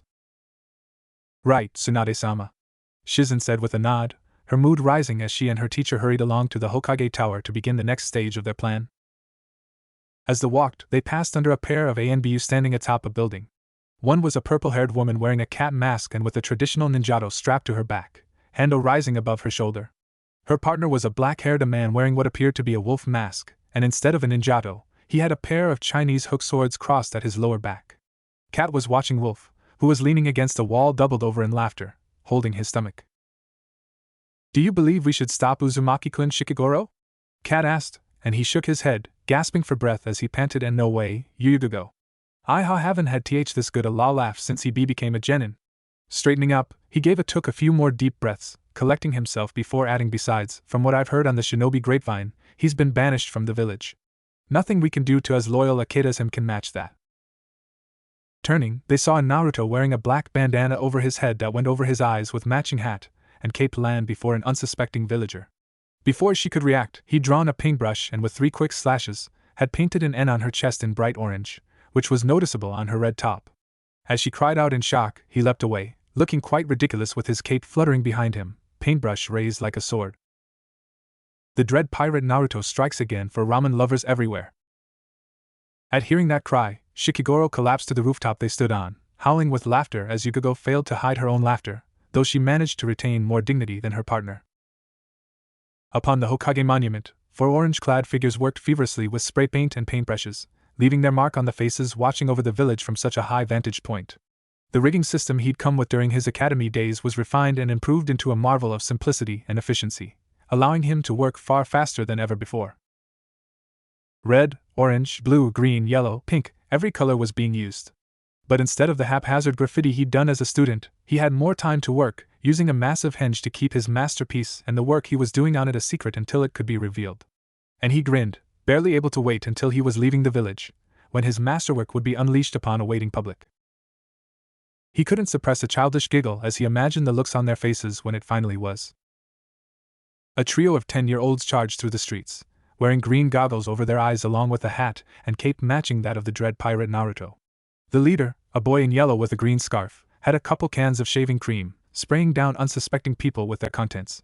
Behind him was an orange-haired girl with rosy cheeks, a bag of paint-filled balloons hanging from her arm, which she was tossing at those who avoided being hit with shaving cream or at buildings. And at the rear was a boy with a snotty nose and his goggles lenses being specially made. He was carrying a sack of toilet paper, which was being strung from trees, buildings, and people alike. The trio, known as the Konohamaru Corps, had decided to join their Aniki in his final era of pranking, a decision endorsed by Konohamaru's uncle, Naruto himself, and even the boy's mentor Ebisu. Of course, if anyone asked, the bet he made with Iruka on whether or not his honorable students group could cause more mayhem than the reigning prankster King Naruto had nothing at all to do with it. Nope. Not a thing. Sakura sat on her bed, hugging a teddy bear tight against her chest, deep in thought about what had happened today with Tsunade, Ino, and Kakashi. Her room, once the epitome of what a girl's room should look like, had undergone a metamorphosis into one that belonged to a shinobi. The walls were still pink, but they now held shelves stacked with books on chakra theory, chakra training, and Konoha history, along with other books she enjoyed reading. The walls also held replicas of various shinobi weaponry, including a staff, a ninjato, and even Zabuza's legendary Kubikiri Hocho, though none were actually used. On her bedside table sat an alarm clock, a lamp, and a picture frame. But instead of holding a picture of just Sasuke, it held a picture of Team 7. She was standing smiling between Sasuke and Naruto, the former scowling and the latter giving one of his bright grins. Behind them stood Kakashi, giving his trademark eye smile to the camera, his hand proudly on Sasuke's head. In fact, the only thing from her old life still inside the room was her teddy bear Fuchan, which she'd had for as long as she could remember. The teddy bear was rather old, with several multicolored patches standing out on her otherwise brown cloth skin, and one button eye missing. However much she tried to be a shinobi and have her room decorated as such, the Pinkette just couldn't get rid of the teddy bear that had listened to her hopes, dreams, fears, and insecurities when no one else would. Fuchan, what should I do? Sakura asked, turning the bear so they were facing one another. I mean, the sensei I thought was so cool turned out to be a complete ass. Sasuke-kun tried to betray everyone who ever cared or supported him for power, and even tried to kill his best friend. As for Naruto, he was always so nice to me and I never noticed him, yet he almost got himself killed and willingly gave up his own dreams of romance just to make me happy. Should I take Tsunade-sama's offer? Ino said that she and our friends would be supportive of me either way, but Sasuke-kun, in spite of everything, I still love him. Sakura said to the bear, and asked, do you think this is how Naruto feels when it comes to me? He's tired of being hurt, but he can't stop from loving me. And I've given him more than enough reason to do so, haven't I? And kissing Ino, what was I thinking? You were thinking how damn sexy that ponytailed blonde is, and want her beneath you, moaning your name like you're Cammy and she's praying to you. Noon asked you. Well, you were asking the bear, so I thought answering was free game. Yeah, I was asking Fu. Not Inner Sakura, Fu. Is your name Fu? No, it isn't. You don't have to be such a bitch to me. I'm only trying to help. Well, what do you think I should do? Do it. Training from Tsunade, Chunin rank, and getting mucho onigiri points with our sexy whisker-faced blonde and his hot lavender-eyed crush, so potential threesome. So many pros, so few cons, it'd be ridiculous not to take it.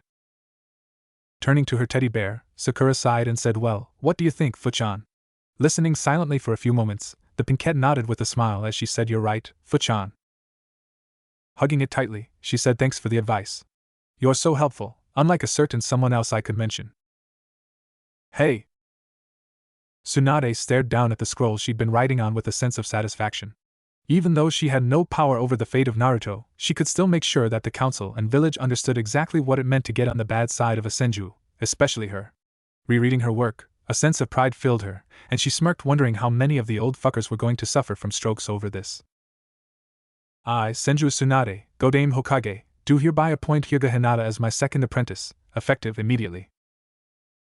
I, Senju Tsunade, Godame Hokage, do hereby appoint Uzumaki Naruto as apprentice of Jiraiya of the Sannin, effective immediately.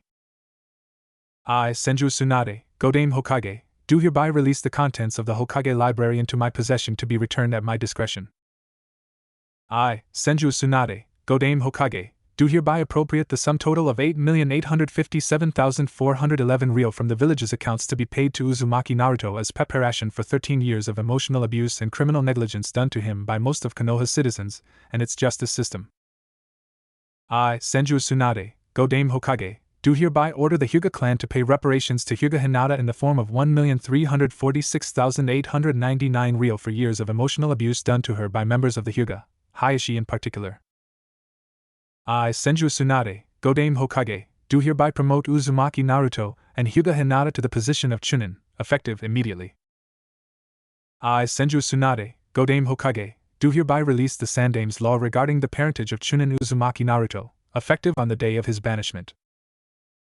I, Senju Tsunade, Godame Hokage, do hereby instate Jiraiya of the Sannin as Rokudame Hokage, effective on the day of Uzumaki Naruto's banishment. I, Senju Tsunade, Godame Hokage, do hereby ban the use of seals or jutsu meant to control or punish individuals from being placed upon any willing or unwilling member of this village. Any and all of such seals and jutsu must be registered with the office of the Hokage, complete with a method for removal. Any individual or group who is found to be using such seals or jutsu or has used such seals or jutsu in the past without a method of removal is to be executed publicly, regardless of rank, social status, or standing within the village, as a warning to those who wish to use such methods. Any person subjected to such seal or jutsu, should it be unable to be removed, shall be granted land and monetary compensation on the order of 1 million ryo for every year they have been subjected to the seal or jutsu in question, the money for which will be taken from the accused accounts or lands. I, Senju Tsunade, Godame Hokage, do hereby pardon myself, my first apprentice Shizen, my second apprentice Hinata, Jiraiya's apprentice Uzumaki Naruto, clan head Inuzuka Tsum, and underscore of all crimes against Konohagakure no Sato and Hai no Kuni. Also, I do hereby release them from any and all obligations or duties to Konohagakure no Sato past, present, or future, including from the shinobi ranks of Konohagakure no Sato, with all current ranks and titles, to move about freely around the country of Hai no Kuni. However, should they choose to do so, they reserve the right to rejoin the ranks of Konoha shinobi should such an offer be made. The empty space had been left for the possible addition of Haruno Sakura, pending tomorrow's meeting. Should she deny, the scroll could easily be edited to remove the open space. Carefully rolling it up, she set the scroll beside two others. One contained the combined reparations for both Naruto and Hinata, the money being taken out by Shizen, while the other contained the Hokage library, including Sensei's summoning contract as well as the forbidden scroll. Looking at the scroll holding her orders, the blonde wondered if she would be adding her Sochi's teammate Sakura to the scroll tomorrow morning or not.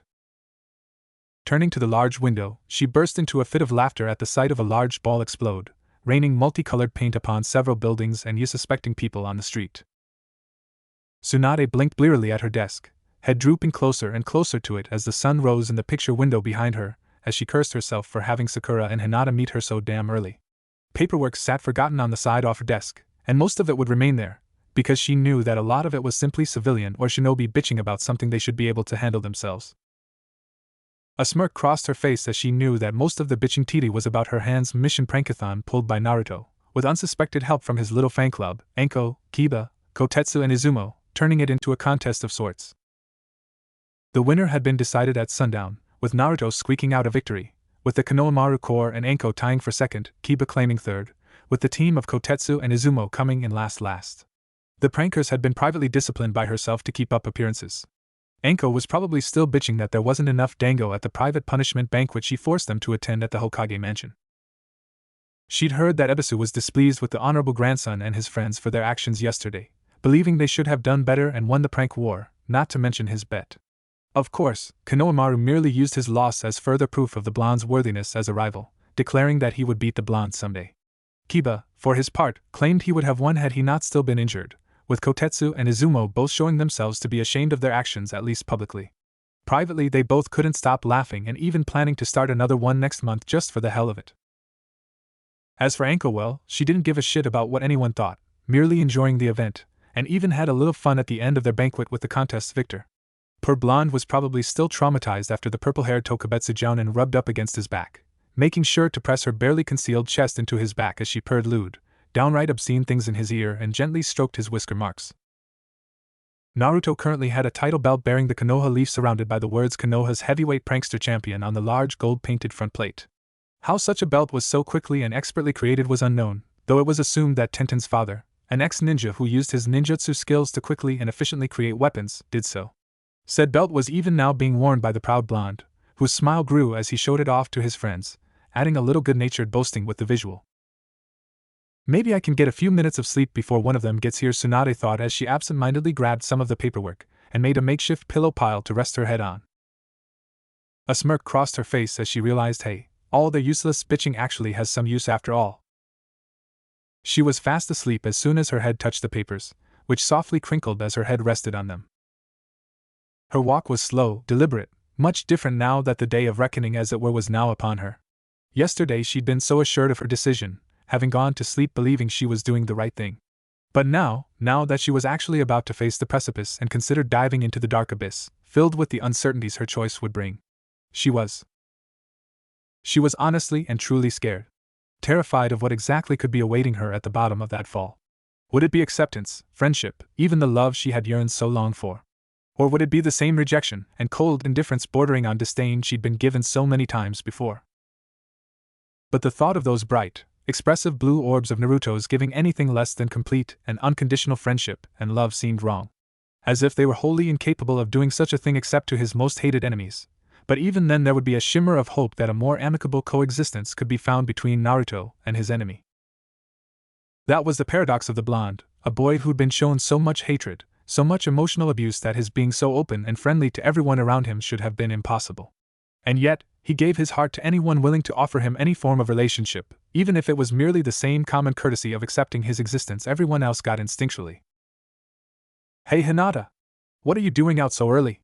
Sakura asked as she jogged up to the beige coat-wearing heiress, falling into step with her as the two walked down the street, grumbling genin teams and workers cleaning up the remains of yesterday's prank war.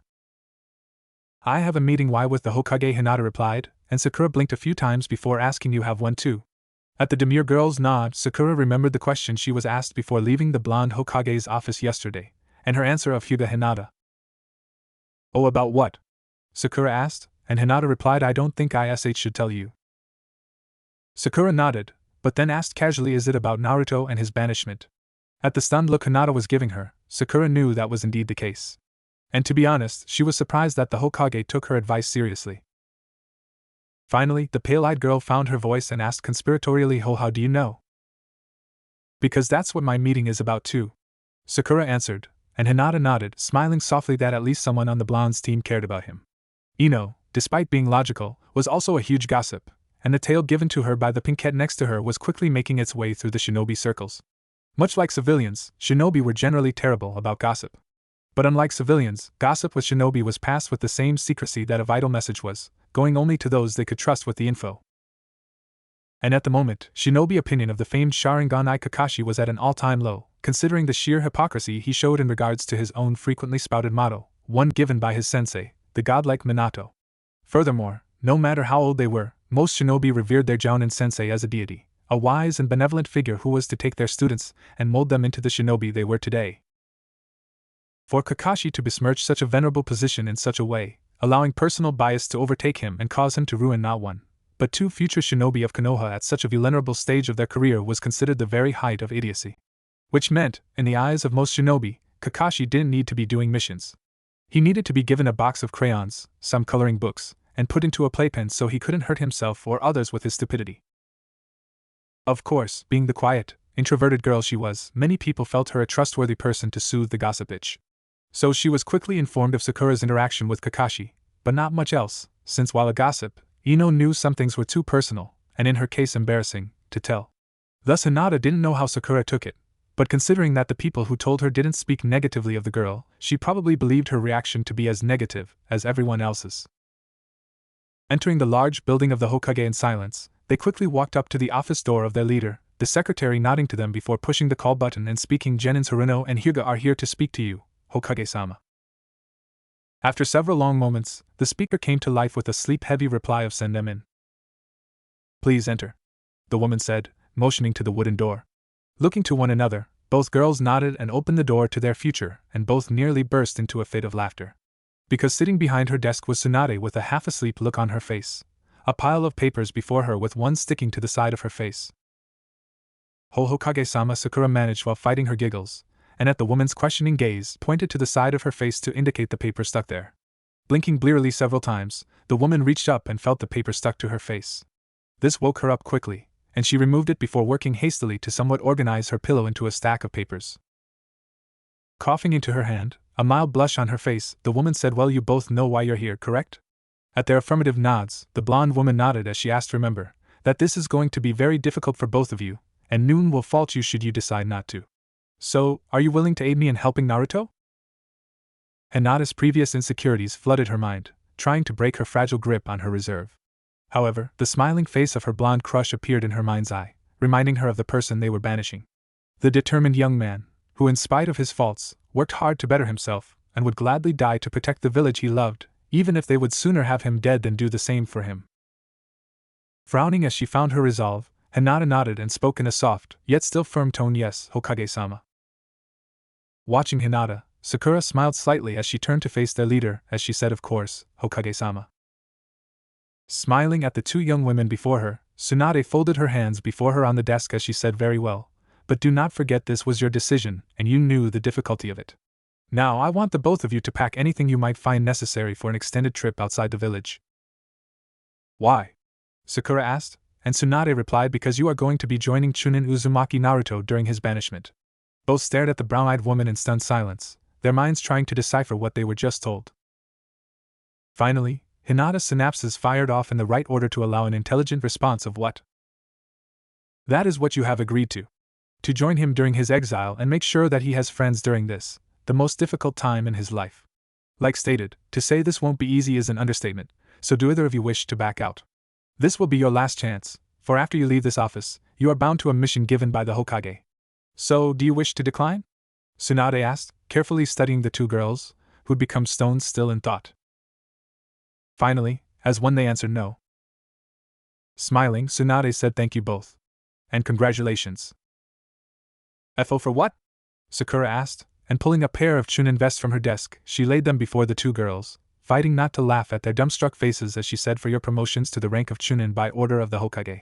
Naruto has been too, and will be given his vest later. As for you two, I suggest you pack them away while still in the village. Seeing you both in those vests would raise suspicions we don't need at this stage in our plans. Oh, of course, Hokage-sama, Hinata said, taking it and holding it as if it would turn to dust if she handled it with anything less than the utmost care. Beside her, Sakura was still staring at the vest, her fingers gently running over the fabric, as if trying to imprint the texture of the vest to memory. Smiling, Tsunade said, hurry along and pack. I made sure he'd be leaving soon, and you don't want him to get a head start on you. Both nodded, carefully sealed away their vests in a scroll, and left the office as fast as possible without running. Watching them leave, she took hold of the scroll with her official orders and quickly made a few edits. I, Senju Tsunade, Godame Hokage, do hereby pardon myself, my first apprentice Shizen, my second apprentice Hinata, Jiraiya's apprentice Uzumaki Naruto, clan head Inazukatsu, and my third apprentice Haruno Sakura of all crimes against Konohagakure no Sato and Hai no Kuni. Also, I do hereby release them from any and all obligations or duties to Konohagakure no Sato past, present, or future, including from the shinobi ranks of Konohagakure no Sato, with all current ranks and titles, to move about freely around the country of Hai no Kuni. However, should they choose to do so, they reserve the right to rejoin the ranks of Konoha shinobi should such an offer be made. I, Senju Tsunade, Godame Hokage, do hereby promote Haruno Sakura to the rank of Chunin and take her on as my third apprentice, effective immediately. Rolling it back up, she carefully sealed it and set it aside. Reaching into her desk, she pulled out a bottle of sake and a small dish. Pouring herself some, she lifted it into the air, said to the continued fortuitous fruition of my plans, tilted the ceramic dish back, and drained it of its contents before pouring herself a second cup. As she downed the second cup, her door opened and Sim walked in, took one look at Tsunade's current activity, and smirked as she asked, you do realize doing that alone makes you an alcoholic, right? Well then, why don't you join me so I'm just a drunk? Tsunade said with a smirk as she quickly brought out a second dish, and the Inuzuka matriarch sat before her, watching as the buxom blonde poured a cup for her. So, how did it go with your clan? Tsunade asked, and downing her sake, Sim replied they understand. In fact, most of them want to come with me, feeling that the council's blatant disrespect shows them to be some of the most disloyal mongrels ever seen and unworthy of serving alongside. I convinced them not to do so just yet, but they still aren't happy with the traitorous acts of the council against the village alpha. And did you tell Hana and Kiba about your more personal reasons? Tsunade asked, and Sim nodded as she said Hana expressed the fact she'd begun sniffing around the blonde, and Kiba well. Well, what? Tsunade asked, and Sim replied he went into convulsions and almost swallowed his own tongue. Tsunade spit her fourth cup of sake into the air as she burst into a fit of laughter. Ino yawned as she sat up in bed, blinking the sleep from her eyes as her covers pulled around her waist, stretching her arms. Shoving the blankets away, she turned and hung her feet over the edge of her bed, feet slipping into a pair of fluffy white bunny slippers. Wiggling her toes in them with a small smile, she stood and stretched her limbs, listening to the satisfied pops of joints after being disused for so long. Rubbing at an eye, she walked out of her bedroom and down the stairs to the living room, where her father sat reading the paper and Naruto sat on the couch, smiling somewhat somberly as he saw her. Na Naruto? Ino asked, not believing her eyes, and the blonde waved as he replied, hey Ino-chan. I like your pajamas. Ino looked down at her pajamas, which consisted of a light purple baby tee with smiling cartoon kitten on the front, deep purple pajama pants, and her bunny slippers. When out and about, she was about trendy and sexy, trying to get the attention of Sasuke with her looks and budding body, which caused most boys to melt into puddles of goo. But for bed, the order of business was comfort, not style. Crossing her arms over her chest, she smiled as she realized that she made even comfortable look damn sexy. So, what brings you to my house so early, Naruto? Ino asked as she joined them in the living room, and the blonde grinned sheepishly as he replied, a favor, a rather personal one. Without even looking, she knew her father was listening, and taking a seat next to the blonde Uzumaki, she smiled as she asked, what kind of favor? Well, you probably don't know, but I've been Naruto muttered, and Ino finished, you've been banished. Why? How? Naruto asked, and Ino said, I'm a shinobi, I have my sources. She obviously enjoyed the look of awe being given to her by the whisker-cheeked blonde beside her. I told her. Daddy? Ino cried, trying her damnedest to glare holes through the newspaper he was looking at, and Naruto managed to hide his snickering behind his hands, shoulders shaking ever so slightly. Anyways, Ino said, rounding on the blonde, giving him a look that stopped his snickering as she asked, what is this personal favor you need of me? Well, as you know, I'm being banished, and I need you to look after someone for me. Naruto said, and at this, Ino raised an eyebrow as she asked who? Sakura? A thought crossed her mind, and the pale blonde smirked as she added, or is it Hinata? No. No. Naruto replied, and continued, it's actually a dear old friend of mine, my only friend before Team 7, actually. Reaching into his pocket, he retrieved a scroll, which received a curious look from Ino, and with the nip of his thumb, he dragged it across one of the seals on the scroll. In a burst of smoke, an orange stuffed fox sat on the paper.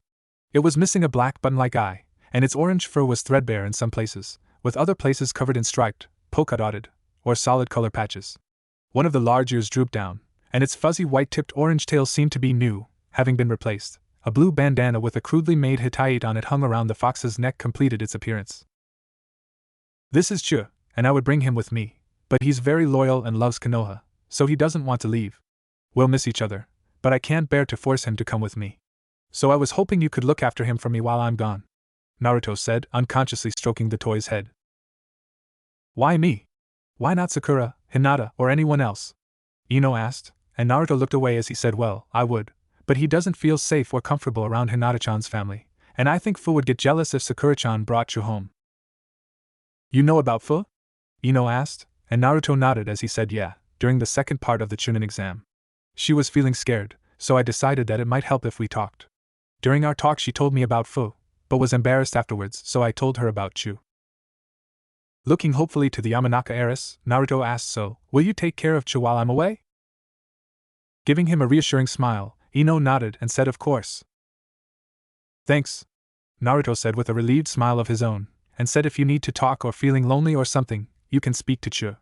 He's a pretty good listener, and he's always willing to lend a comforting back to cry on. Just make sure that he gets ramen at least once a day. He tends to get cranky when he doesn't. Well, he sounds like a great friend, Ino said, and Naruto answered yeah, he is. Taking hold of the fox plushie, he lifted it up and turned it so they were eye to eye. Sure, this is it. Might be a while before we see each other again, so I want you to be good for Ino-chan, Naruto said, and listening to something only he could hear, he gave the fox a stern look as he said no, I don't believe that Ino-chan would appreciate your perverted sense of humor very much, so I don't want you to be telling those kinds of jokes around her. Listening to nothing, the blonde's eyes glistened as he said yeah, I'm gonna miss you too, Chu. Don't forget about me while I'm away, okay? Hugging the fox doll, Naruto sniffed and sat the fox before Ino, wiping his eyes on the back of his sleeve. Well, I need to be going, Naruto said, rising off the couch as he said thanks again, Ino. Watching the blonde exit the house, she heard her father turn the paper. But when she wasn't looking, he'd peek around or over the newspaper, watching her study the fox plush carefully. Through his secret surveillance, he saw his daughter pick up the stuffed fox and say, well, Chu, I guess I should show you to your new room. Returning to his newspaper and actually reading it, Inoichi chuckled as he heard his daughter scold, no. You cannot sleep in my panty drawer, Ero-kitsune. Naruto sighed as he walked toward the gates of Konoha for what might be the last time. He made sure that visiting Ino to get her to take care of Chu was the last thing he did as a Konoha shinobi. Now all that was left was to begin his unjust banishment, and he knew that many people would be ecstatic for this. But a small smile made its way across his face, because he would be able to reveal his masterpiece. Closing in on the gate, he stopped, blinked his eyes, then began rubbing them. After vigorously rubbing his fist into them, he blinked and looked again, expecting what he saw to be gone. But Tsunade, Shizen, Tantan, Sakura, Hinata, and Kiba's mom were still standing there, all looking to him expectantly. Blinking, he brought his hands before him in a seal, squeezed his eyes shut, and called out Kai.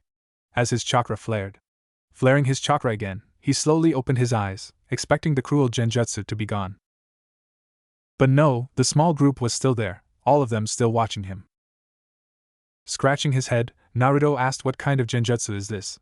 To which Tsunade rolled her eyes and said, Naruto, trust me, this isn't a genjutsu.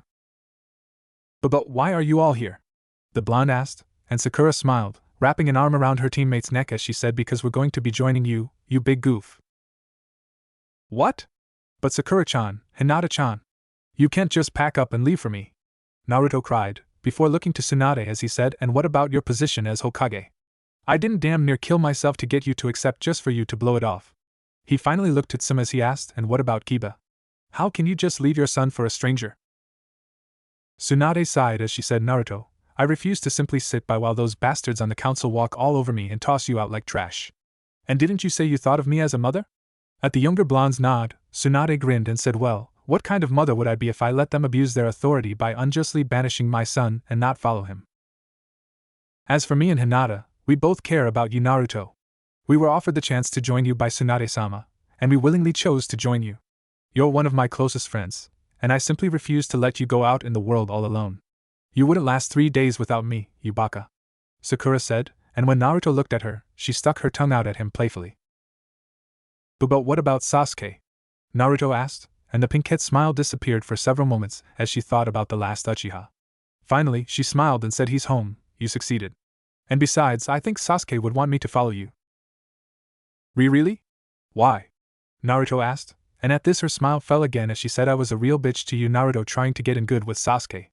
At his confused look, Sakura said, "But whenever I started being a pill, Sasuke would always defend you.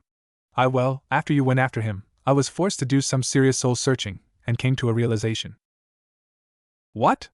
Naruto asked, big blue eyes staring hopefully at her, and she said, "You didn't deserve the way I treated you, Naruto. You were always nothing but nice to me, no matter how awful I was to you. And I finally realized that. But when you and Sasuke were brought back, I was tears-flooded green eyes," and she swallowed the lump down as she said, "I was so scared that you were going to die, just to make me happy. And I would never get to apologize to you, or even just thank you." Before she could break down, Naruto wrapped his arms around her middle and buried his nose into her neck, tears quickly wetting her collar. Sakura stood shocked by the reaction, and awkwardly patted his back. Finally, Naruto broke away and giving her a smile, he said, "Yo, you don't have to apologize, Sakura, but thank you anyways." "You're welcome," Sakura said, her own tears flooding her cheeks. Clapping, Tsunade said, "Alright, you two, I hate to break up this touching scene, but we really do need to get going before people start waking up and suspicion is aroused. We'll talk more later." Everyone nodded, and with 2 members of Team 7 quickly drying their eyes, they exited the large gates of Konoha. When asked hours later by several angry people, both Izumo and Kotetsu claimed they never saw anything. Which was true, due to the very interesting line of ants that happened to be making its way across the road carrying food back home. From their position on top of the Hokage monument, several Naruto clones nodded to one another with a wide grin. As one, they dropped the giant specialized henge that had been covering the monument, while it was renovated, allowing the village to see what had happened. And at the sight of the improved monument, many people were pointing at it, either to scream in horror or to show others what caused a sudden fit of laughter. On top of a building with a prime position to see the monument, 2 A and B were caught up in a fit of uproarious laughter, either able to stand. They had both been drilled in the shinobi laws of conduct for years, but unfortunately they constantly failed that particular test. Lifting his mask to wipe his eyes, Shikigoro looked to his partner as he gasped to told ya it was worth it. Panting, Yugigo replied, when you're right. Both took another look before being overcome by another fit of laughter. For the monument, once of 4 faces proudly staring over the village of Konoha with a 5th in the works, was now of 4 faces all grinning down at the village in evident amusement. 3 of the faces were no longer of a former Hokage, but instead each was of the recently banished Uzumaki Naruto, and all 4 faces were painted masterfully, each face bearing a variety of kabuki-style face paint. The first was a grinning Naruto covering his eyes with his hands, the second was another grinning Naruto with fingers in his ears, and the third was also Naruto, though this one had his mouth covered with his hands.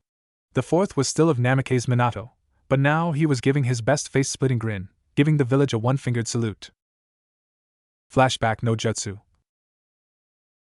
Naruto wiped the sweat from his forehead on the back of his sleeve, splotches of paint adorning his clothes and face. Alongside him several more Narutos, each paint-stained and sweating, held their own paintbrushes. "Hey brat, what are you doing?" All the Narutos looked at the owner of the voice, a purple-haired A and B wearing a cat mask, her wolf-masked partner beside her. Their expressions were hidden behind their neutral masks, and their arms were crossed over their chests, giving them the appearance of an angry parent. Just fixing up the monument as a gift to the village." "Yeah, that's it," Naruto replied, smiling nervously and scratching the back of his head. The 2 A and B looked to one another for a few moments before nodding and returning to watching the caught blonde. "Well then, how about we give you some help?" Wolf said, and Naruto gaped like a caught fish as he asked, "Well, what did you say?" "I said that if you're going to do such an enormous favor for the village, it would be rude of us to not offer you assistance. In fact, we know some Doton Jutsu that would be perfect in your public service project here." Cat replied, and the skeptical blonde asked, "Really?" "Of course, Naruto-san," Wolf stated, and as the two walked out onto the face of the first to begin working, Cat turned back and said, "Just so you know, many ninja and most of ANBU disagree with what's happening to you. Before following after Wolf, Naruto blinked several times and smiled, tears filling his eyes. Alright men. We've got a lot to do and not much time to do it, so I want all of you to be working double time. Understand? Naruto yelled to his clones, who all saluted as one and went back to work with renewed vigor. Flashback no Jutsu, Ki. Most of the people laughing were shinobi, who had to both respect the level of skill for Naruto to finish such a project not only quickly but masterfully, and had to admit it was the blonde prankster's greatest prank. But what got most of the populace not doubled over in laughter more than the change done to the monument, was what had been done to the fourths. A change not even Naruto knew about until the henge was raised. 3 thin, whisker-like lines rested upon each cheek of the blonde-haired, blue-eyed Hokage, giving him an unsettling resemblance to the just banished Uzumaki Naruto, made more apparent with 3 likenesses of Naruto sitting right next to him. A resemblance so close that many of the council wanted to have the blonde executed and then run damage control before too many people began talking. From his position on the Hokage tower, Jiraiya folded up his spyglass with a wide grin. Part 1 of his plan was complete. Now, it was time to start Part 2, along with several other side projects. Naruto sat staring at the small group of women, who were staring back at him. Sitting forgotten beside him was a plate of food, something mirrored by the small group of women across from him. So why is Kiba's mom here? Naruto asked, to which some answered, my name's Samgaki, and I'm here as a form of protest against the borderline traitorous actions of the council in regards to your banishment. As for leaving Kiba and Hana, I talked to both of them, and we finally decided that this was the best option. Were there other options? Naruto asked, and the woman nodded as she said yeah, but most of them would result in a roaring rampage of bloodshed and carnage, eventually leading to a bloody civil war between those loyal to the Hokage and those loyal to the council. Well, I guess this was the best option, Naruto said with a nod, and Tsunade sent Some a look, which got the slightest of blushes and a scowl at the blonde-haired Hokage. Naruto didn't notice the exchange as he leaned back against the tree behind him, his arms crossed over his chest and his face scrunched up in his thinking look. They giggled at how adorable of his thinking look, the blonde cracking his eyes to glare at them before returning to thinking. This, unfortunately, caused them to giggle more. Finally, Naruto looked at Sim, tilting his head like a confused fox as he asked, but why would you care about me being banished? I thought most of the people on the council hated me because of. He looked to Hinata and Sakura as he added, you know. No? No what? Sakura asked, and Tsunade sighed as she said, alright you two, it appears that thanks to Naruto, I'm going to have to reveal some confidential information a lot sooner than I wanted to concerning Naruto. What about him? Sakura questioned, and Tsunade answered, now, you both are aware of what October 10th is, right? Hi. It's the day that the Yandame Hokage defeated the Kaikyubi. Hinata replied, and Tsunade nodded as she continued, it is also the day Naruto was born. Now, what both of you need to understand is that a demon such as Kyuubi cannot be defeated by any mortal, nor can it be controlled well, except for those who had Great Uncle Hashirama's DNA, or the darkest, most twisted of Uchiha. But since the Yandame was neither Hashirama nor an extraordinarily evil Uchiha, he had but one choice, to seal the monster away. And you can only seal demons such as the Gobi or stronger into a human, or more specifically, a human baby. They're the only ones with chakra coils undeveloped enough to be able to handle the Biju's chakra being added to their own. Now, consider the facts and you'll have your answer. But I want you to remember that, much like a kunai sealed within a scroll, the scroll does not become a kunai. It is merely a scroll with a kunai sealed in it. Naruto watched for their reactions with bated anticipation, seeing an entire gamut of emotions flow across their faces as the two intelligent girls came to a realization with the information given. He winced, awaiting the hatred, the yelling, and finally the abandonment. However, what he never expected was to have two blurs tackle him around the middle, knocking him onto his back as two pairs of thin arms showed surprising strength by trying to crush him. As he tried to catch his breath from being tackled and squeezed, he heard two distinct voices babble incoherently between sobs. Managing to look down, he saw it the familiar shade of bubblegum pink distinct to Sakura, as well as Hinata's own midnight mane. What Naruto gasped, but all that did was cause the sobbing babbling to grow stronger, as did the pressure being exerted on his poor body. Slowly turning a very interesting shade of blue, Naruto felt himself beginning to pass out. Alright ladies, let the brat go before you accidentally kill him with kindness, Tsunade said, and the two girls quickly released him as they sat on their heels, allowing him to gasp for air, color returning to his face. So sorry Naruto, Sakura said, wiping her eyes on the back of her arm, Hinata nodding as she did the same. Pushing himself up off the ground into a seated position with one hand as the other held his chest, Naruto nodded and waved it off with a smile. We just didn't know that we were suffering under such a burden. Hinata softly added, and Naruto sighed, looking to his friends as he asked, so you don't think I'm the Kyuubi? Please, Naruto. If you were the Kyuubi, you wouldn't be such a scrawny goofball baka, now would you? Sakura asked with a smile, sticking her tongue out playfully at her friend. Naruto tapped his chin in thought before giving a nod in agreement with a smile. Yeah. Because if I was the Kyuubi, I would be 10 feet tall with a body chiseled out of granite, able to defeat Kakashi-sensei or even Hibikine with the offhand flick of my wrist. Naruto claimed while flexing and doing very guy-like poses, getting smiles and eye rolls from his companions. And I'd probably be able to shoot lightning bolts from my eyes and fireballs from my butt. And I've never shot so much as smoke from it, Naruto said, turning and bending forward to put his backside on display, smacking it as he did so. Tsunade laughed, Shizen gave a resigned sigh, and the other 3 females all blushed as they studied the offered backside. Alright, brat.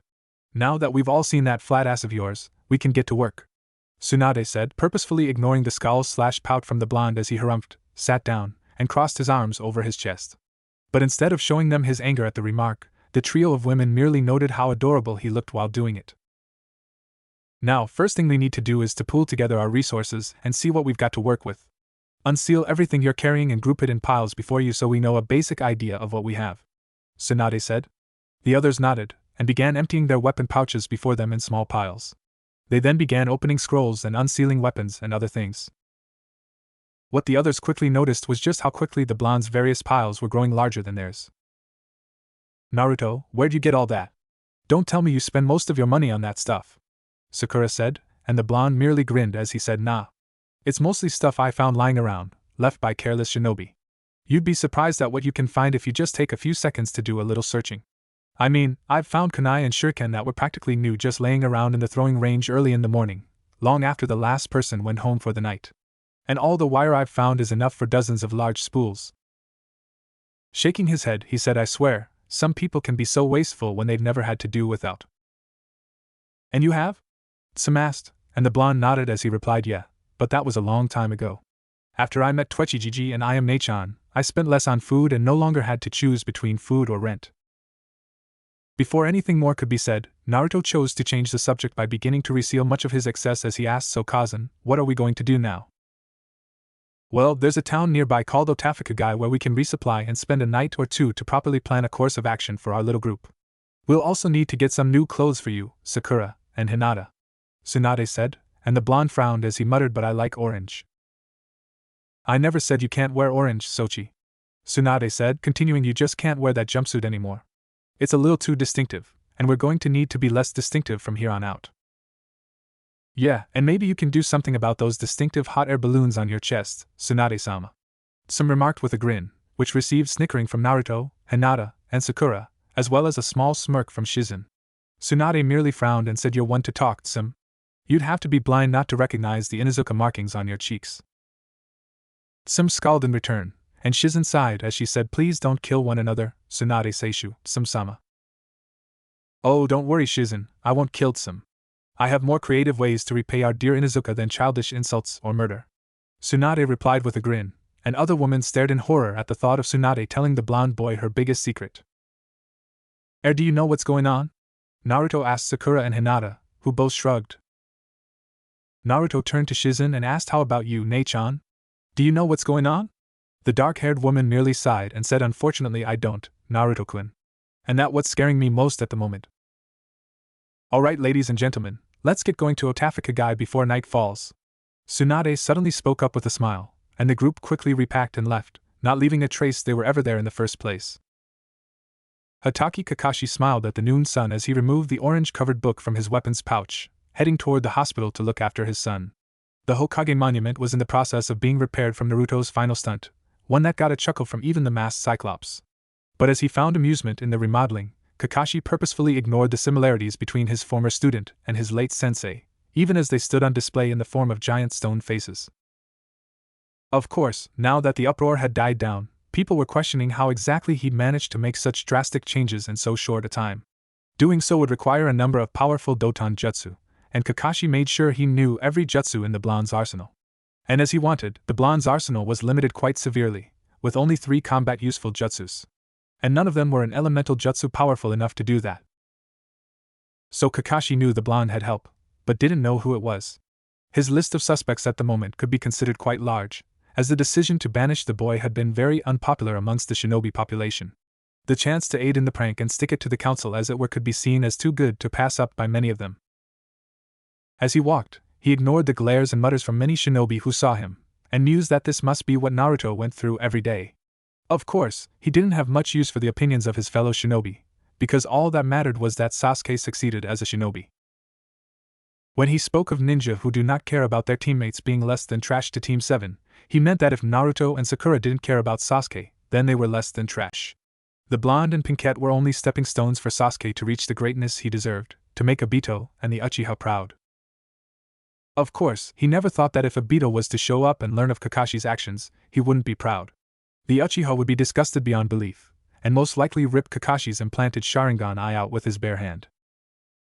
But that didn't mesh with Kakashi's view of the world, so it was discarded, and instead replaced by Obito being proud of his best friend, and expecting nothing less for the second-to-last Uchiha.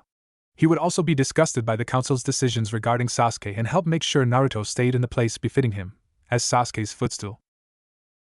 Turning a page in his copy of Ika Ika Paradise, Kakashi smiled under his mask, proudly wrapped up in the delusional fantasy he spent so long making, that he would probably snap should anyone ever unravel it.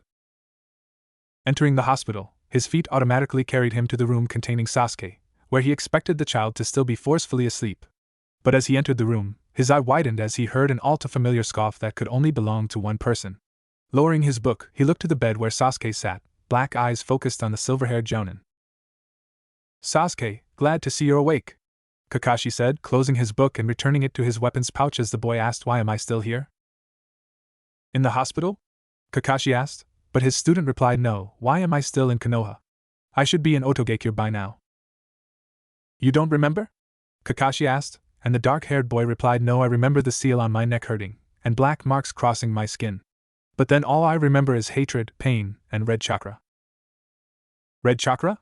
Kakashi questioned, and the boy nodded as he said, "Yeah, red chakra. It was covering Naruto, but I remember his chakra always being a light blue looking to his sensei." He asked, "Is it a Kekai Gekai I never heard of?" "No, Sasuke. It's the man sighed as he said, "It's something I can't speak of. But I assure you it's not a Kekai Gekai. You need to speak to the Hokage or Naruto about it." At that, the teen frowned as he said, "Where is Naruto? I want to talk to him." "You can't," Kakashi said, and Sasuke's eyes widened marginally as he asked, "Why not?" "Because he's been banished from Konoha due to events surrounding the mission to rescue you," Kakashi answered, and Sasuke blinked before he scoffed and asked, "Rescue? You honestly think the Dobe and his team were rescuing me?" "Yes. There's no way you would willingly betray Konoha. But don't worry, I know Naruto was the reason behind it, and you don't have to worry about him anymore," Kakashi said happily, and Sasuke smirked as he said, "You honestly believe that I did it because of the Dobe?" "Of course. Why else would you do it?" Kakashi asked, and Sasuke sneered as he said, "Because of you, Hataki?" Kakashi's smile disappeared, panic in his eye as he asked, "Why what?" "I said it was because of you. Training under you, I couldn't match Sabaka no Gaara. But Naruto, training under Jiraiya, not only matched Gaara, but defeated him. If the Dobe could get that strong training under a Sannin for a month, then imagine how strong I could get training under a Sannin for a year or 3. Simply put, Hataki, I realized how useless you were," Sasuke stated, his sneer growing. Kakashi blinked, his body slumping as the reality of what Sasuke said seeped into his mind.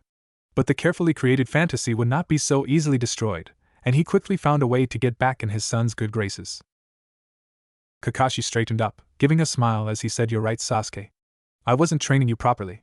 Sasuke raised an eyebrow as Kakashi continued, "After you get out of here, I'll begin really training you, and without Naruto to bug me and force me to take my attention off of you, I can really begin training you."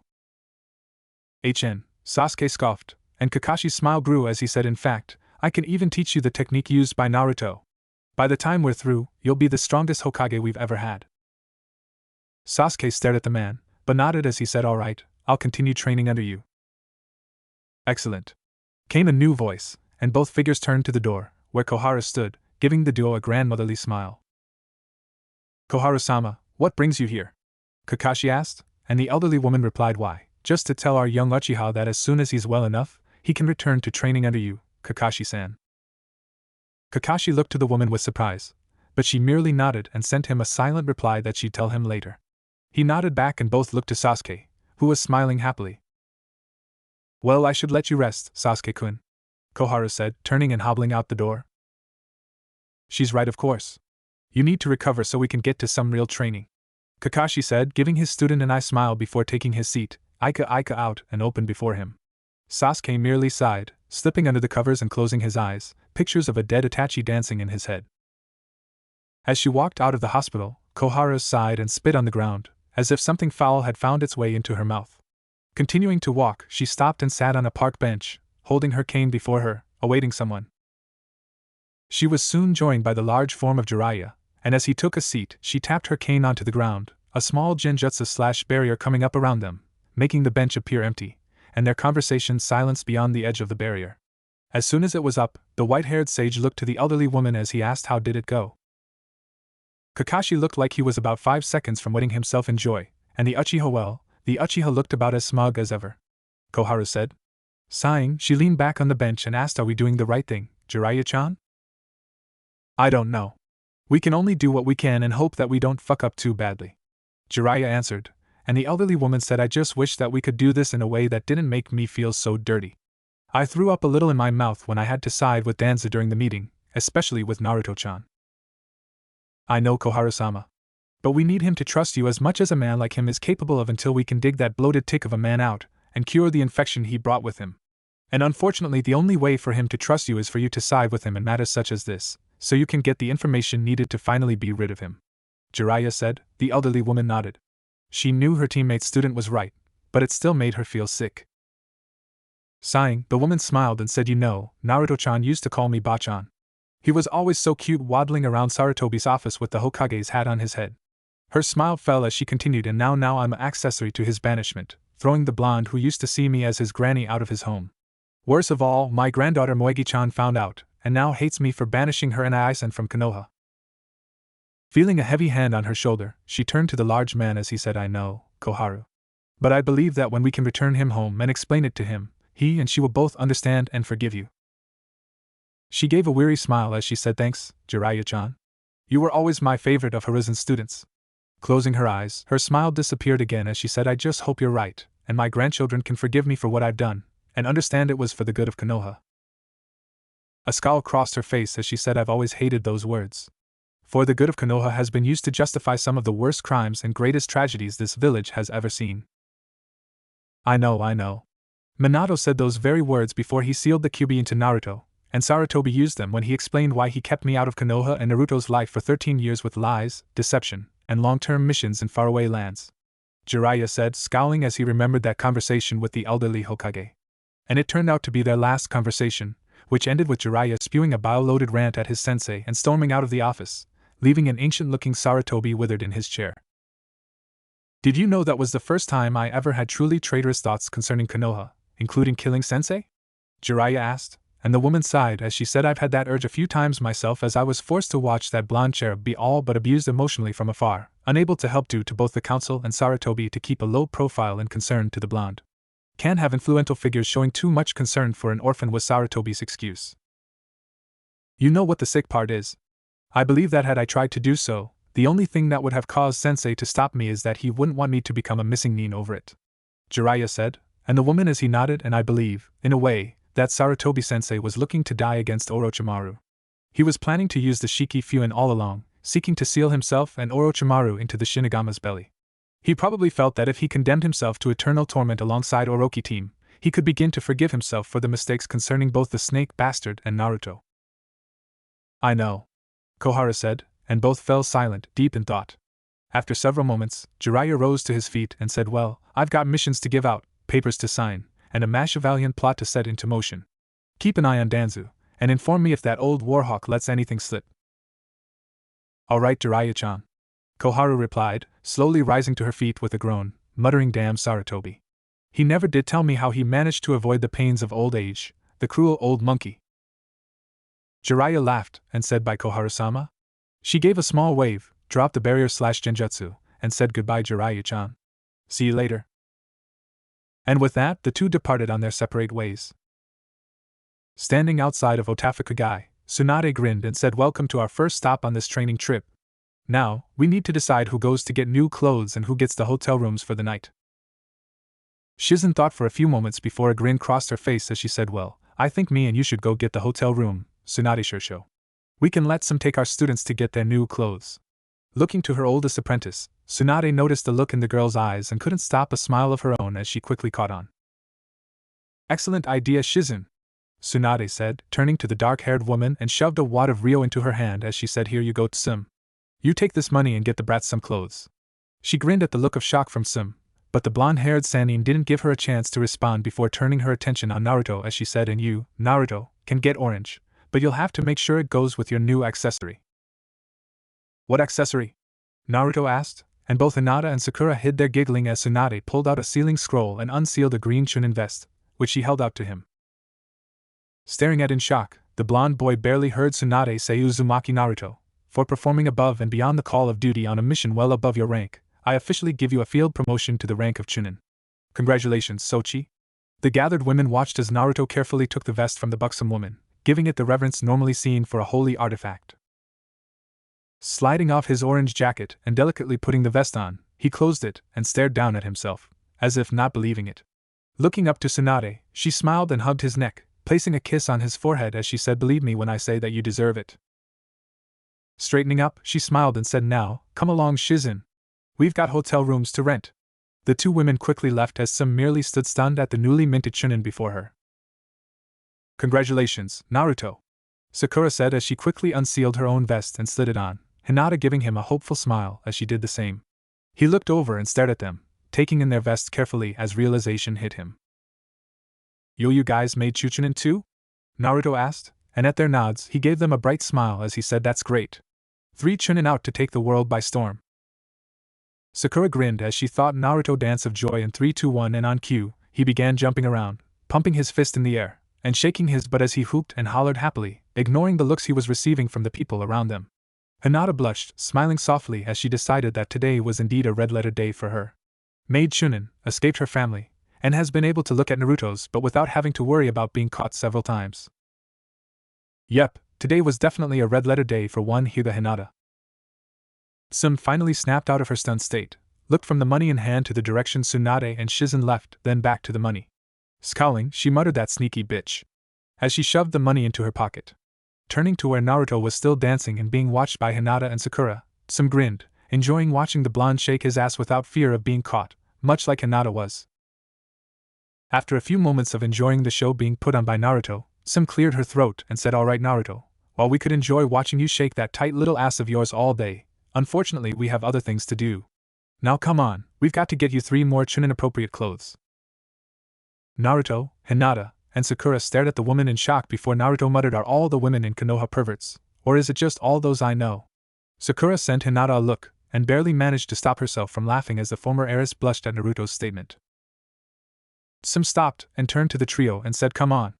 Are you going to come buy some new clothes, or are you going to stand there staring at my shapely ass all day? She laughed as the trio sputtered before falling in line behind her, all 3 doing their damnedest to not look at her, their faces red as tomatoes. The quartet strolled through the streets, Naruto enjoying the fact Noon was purposefully ignoring him, nor were they glaring at him, merely treating him as another normal person. Hinata, meanwhile, was enjoying not being looked down upon or compared to the rest of her clan, most of whom that did so considered her to be lacking. Tsum and Sakura, unlike their 2 companions, was simply walking, one lost in her own thoughts, the other merely enjoying a visit to another village that wasn't slowly dying under the stranglehold of a tyrant. Does Tsunade have a point about not shutting off the chance to love and be loved by the blonde? I mean, I haven't so thoroughly enjoyed watching a man shake his ass since Kira died. And if what Enko has been claiming she heard from Shizen is true, damn, it's been far too long. Some thought, watching for a shinobi clothing store, or at least something close to one. Finally, she held out her arm and her charges stopped, following her gaze to the store that caught her eye. It wasn't large, but neither was it small, indicating it did a decent amount of business. The sign hanging above it read the Hawk's Nest, and a statue of a messenger hawk stood vigil over the doorway. Nodding to her companions, Tsum walked into the building, followed by Naruto, Hinata, and Sakura. Looking around at the racks of clothing, shelves of sandals, shoes, gloves, and even blank Hitayate, Tsum nodded, deciding this place was good. Turning to the 3 chunin, she said, alright you 3, I need you to go pick out some new clothing while I talk to the man at the counter about something for Tsunade-sama. Now hurry up, and try not to be too loud in color, Naruto. Naruto scowled but nodded, Sakura wrapping an arm around his neck as she said, don't worry Tsum-sama, me and Hinata will ensure Naruto gets more ninja-appropriate clothing this time. Right, Hinata? Blushing from face down, Hinata gave a nod, seemingly so enthralled by the sight of her fingers poking one another that she couldn't risk looking up in case she missed a moment of it.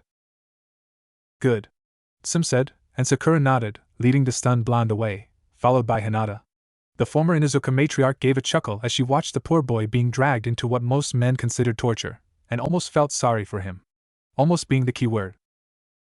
Standing back, the woman chuckled as per Naruto was assaulted by Sakura and surprisingly Hinata, the two holding up different shirts, jackets, pants, and other clothes in front of him, trying to see how it looked on him before returning back to the clothes rack for more.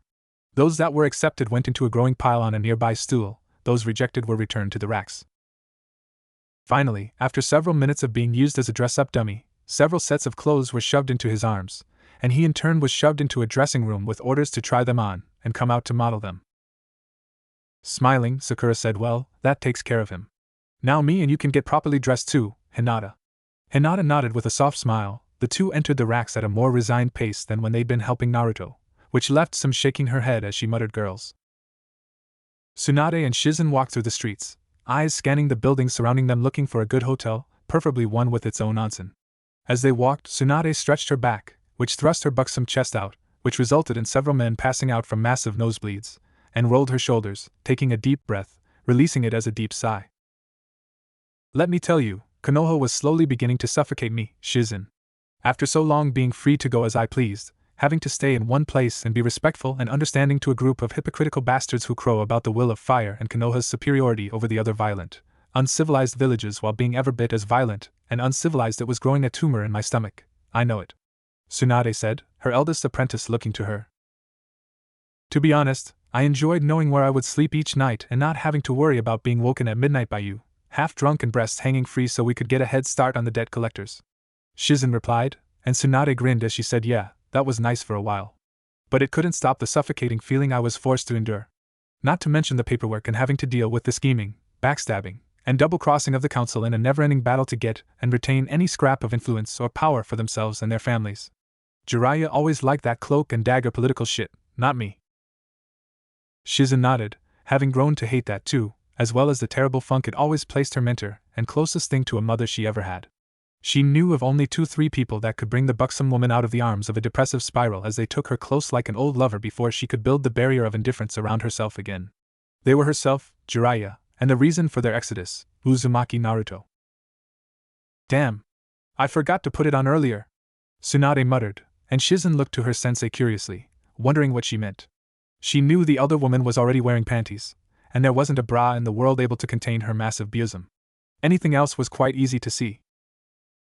But before Shizen could ask, Tsunade had taken out a scroll, opened it, and with a quick nip of her thumb, dragged a swath of blood across a storage seal. In a burst of smoke, an all-too-familiar, conical hat appeared atop it. Tsunade Shosho. You didn't! Shizen gasped, staring at the hat of the Hokage as it sat atop the scroll it had been placed in. She watched as her mentor casually took hold of it, and placed it on top of her head, giving the dark-haired woman a grin.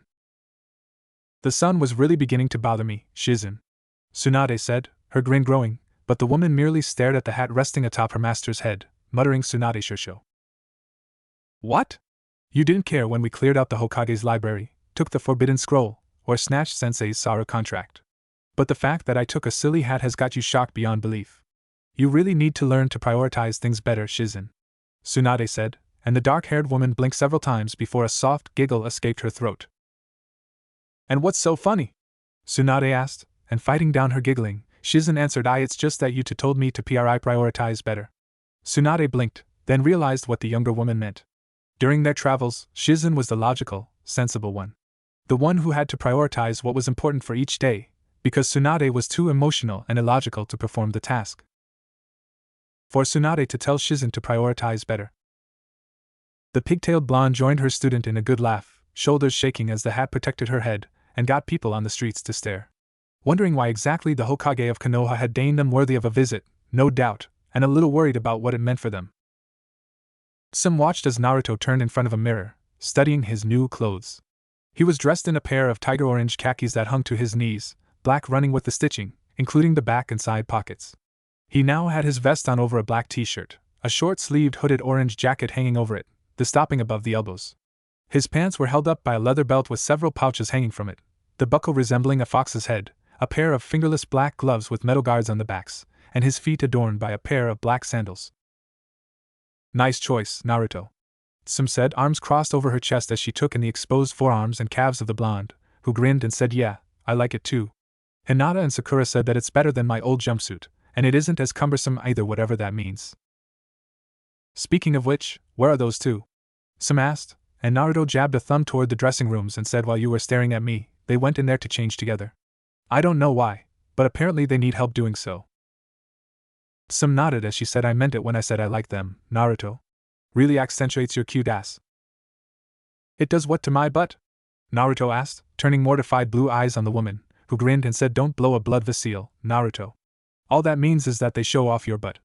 And if you want to get you a girlfriend, the first step is to accentuate your positives, like those eyes of yours. Girls go giddy over such expressive and open eyes, makes a guy look deep and empathic, like good boyfriend material." "Really?" Naruto asked, curious, and continued, "What else will help me get a girlfriend?" Grinning, Tsum took a seat on a bench and patted the spot next to her as she said, "Take a seat, and I'll see if I can help you become a real lady killer." But I don't want to kill them. I want to date them, hold their hands, maybe even kiss them," Naruto stated, and giving a sigh, she said, "It's a term, Naruto. All it means is that the girls will like you a lot." Blinking, the blonde gave a megawatt grin as he took the previously offered seat and asked, "So, how do I get a girlfriend?" Sliding an arm around the boy's neck, Tsum said, "All right. Tsum's lady killer class is now in session, my young pupil. Listen well, and I promise you will get a girlfriend." The blonde nodded, paying more attention to her than he ever managed in class. Because unlike Iruka's lessons about the history of Konoha and the previous Hokages, this information was actually useful. As soon as they entered the dressing room together, Sakura had instantly realized her mistake. Gulping, she found herself fighting a blush as she kept her back to Hinata, instead putting her full attention on changing her clothes as she vehemently assured her sexuality to herself, and heard how lame she sounded. The problem was exasperated by the lewd, pornographic images filling her mind courtesy of the bane of her existence known as Inner Sakura, who was going between moaning and crying in pleasure in her own voice and mimicking Hinata's doing the same. The pinkette had half a mind to just scream out loud for Inner Sakura to shut the fuck up, but realized that would be a bad idea with Hinata inches away. "Sakura-chan, may I ask why you a personal question?" came the soft voice of Hinata as Sakura was stepping out of her pants, and Sakura gritted her teeth as Inner Sakura took the opening and ran with it, telling a story that belonged in one of Jiraiya's Ika books, not in a teen kunoichi's mind. Gulping, Sakura replied, "Of course, Hinata." The pinkette could feel the eyes on her naked back as Hinata asked, "Is something wrong? You seem tense." "No, not at all," Sakura said, giving a nervous smile despite the fact she's staring at the wall before her. Hinata frowned as she realized that Sakura seemed practically obsessive about not looking at her without heavy clothing, and frowned, eyes turned down. She should have guessed that her inadequate form would make the pinkette uncomfortable.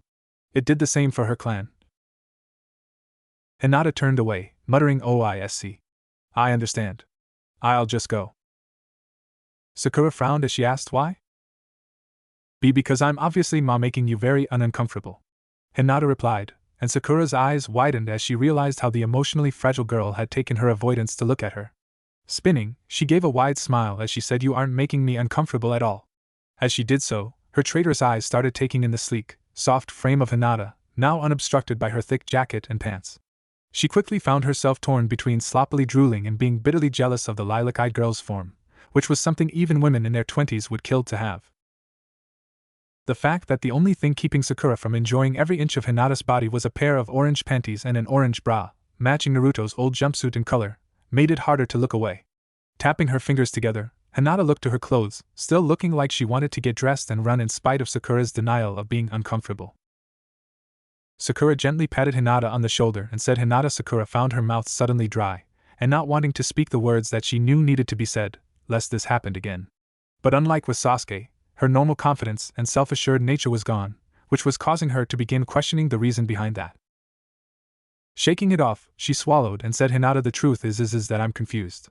Lilac eyes suddenly turned on the Harino teen, confusion shining in them as she asked, "About what?" Pushing aside some of the clothes to clear off a seat on the bench, Sakura sat and hid her face in her hands as she muttered, For years I've had what I thought was love for Sasuke, forsaking everything else for him, including my own feelings at times. But after the incident a few days ago, I was forced to do a lot of soul searching, and feelings I didn't know were there surfaced. Joining Sakura on the bench, Hinata sighed as she had an idea, but asked what key kind of feelings. Well, first there's my blonde baka of a teammate Naruto. I was forced to really look at how I treated him, and how I treated him in return. I realized that while I was a complete pill to him, he has been nothing but kind to me, including being willing to destroy his own happiness for mine. God, I was such a shallow bitch, Sakura said, and Hinata frowned at hearing how she treated the nicest guy in Konoha, in Hinata's opinion, at least, but her disappointment began to dissipate as she realized Sakura had seen the error of her ways. Then there's why you, Sakura said, and Hinata's eyes widened as she waited for Sakura to continue, nervous of where this was heading. Sighing, Sakura hugged herself as she said, I've been having thoughts. Traitor's thoughts about you and me together. The last word was so soft that Hinata had to strain to hear it. As she did so, lilac eyes widened in shock at hearing those words. Really? Hinata asked, and Sakura nodded, continuing, I don't know what to make of them. For so long I've loved Sasuke, that I never thought about actually being gay. I can't be gay, I just know it. But when I think about you or Ino, I get a feeling in my stomach only Sasuke has ever given me. Fihing back a sob, Sakura whimpered, I even kissed Ino. And then I actually liked it. What's wrong with me? Why can't I be normal? Hinata saw how this was agonizing her friend, and Hinata's caring, nurturing side took over as she wrapped her arms around Sakura and pulled her close.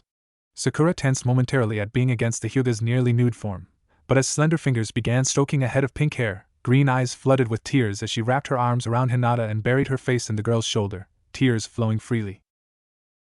Shushing her and rocking softly, Hinata whispered gently, Sakura-chan, there's nothing wrong with you. You are normal, I promise. And no, I'm not. I like GI girls. How is that normal? Sakura cried, and Hinata blushed as she answered because and allowed it to end at that, embarrassed to continue. Sakura blinked, sniffling as she asked, because why? A dry, humorless chuckle escaped her throat as she continued, it better not be because I said so. And no. Hinata said, and Sakura asked, then why? Sighing gently, Hinata replied, because when I was a little girl, my mom was pre-pregnant with Hanabi, but she was sick. One day she asked me to sit with her on the bed with her. She hugged me close and told me that she loved me, and then she had something I'm important to tell me. Sitting me in her lap, she gave me a weary smile and said that I shouldn't marry FO for clan pole politics, but for love. To not make the same mistake as her.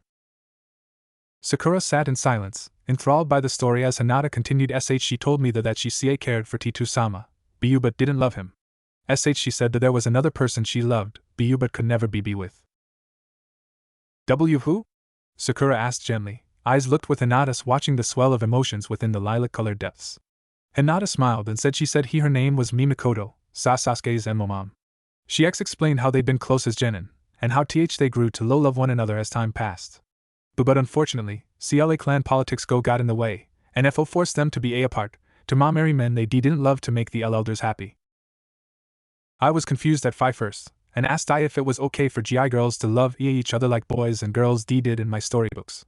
She laughed softly and said that of course it was, that there was nothing wrong with boys loving boys or girls loving girls.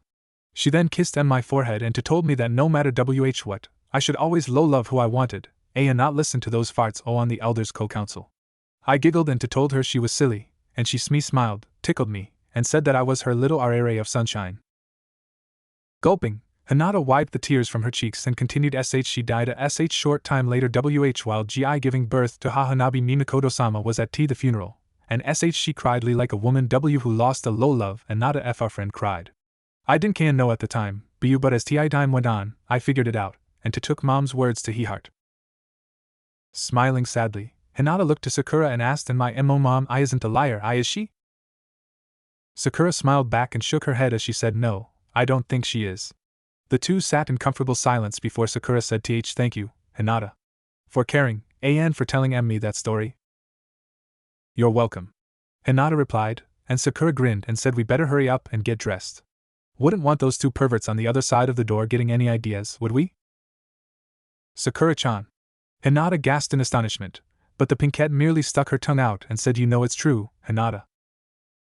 "St still," Hinata murmured, even as the two began getting dressed, a heavy weight beginning to drop from both their shoulders. When the two exited the dressing room in their original clothes with a few sets of clothes they liked in their arms, they quickly realized that not only were both Naruto and Sum staring at them, but the dark-haired girl sitting at the front counter was watching too, red eyes shining with curiosity. "Mind telling us just what the hell was going on in there?" Sum asked, and both girls blushed as Sakura answered, "Just having a heart-to-heart." "Just having a heart-to-heart?"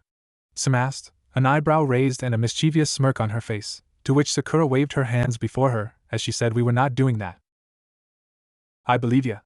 You and Hinata aren't perverts like Erosenin," Naruto said with a confident grin, and Hinata smiled softly, her blush darkening at the praise received from the praise. "Well then, why don't you and Hinata go out later, just the two of you?" Sum suggested with a wink, to which the blonde blushed and said, "I doubt Hinata would want to go out with just me." Giving a self-deprecating grin, he continued, "I mean, who would? I'm just the orange-clad knucklehead baka, and Noon wants that in a boyfriend." "I do." Hinata and Sum thought at the same time, but Hinata spoke aloud, saying, "I would be honored to go out with you." "Really?" Naruto asked, and at the girl's nod, Naruto's self-deprecating grin became a beaming megawatt smile as he said, "Okay." "Say Hinata, why don't you and Naruto go get some clothes for a nice dinner together?"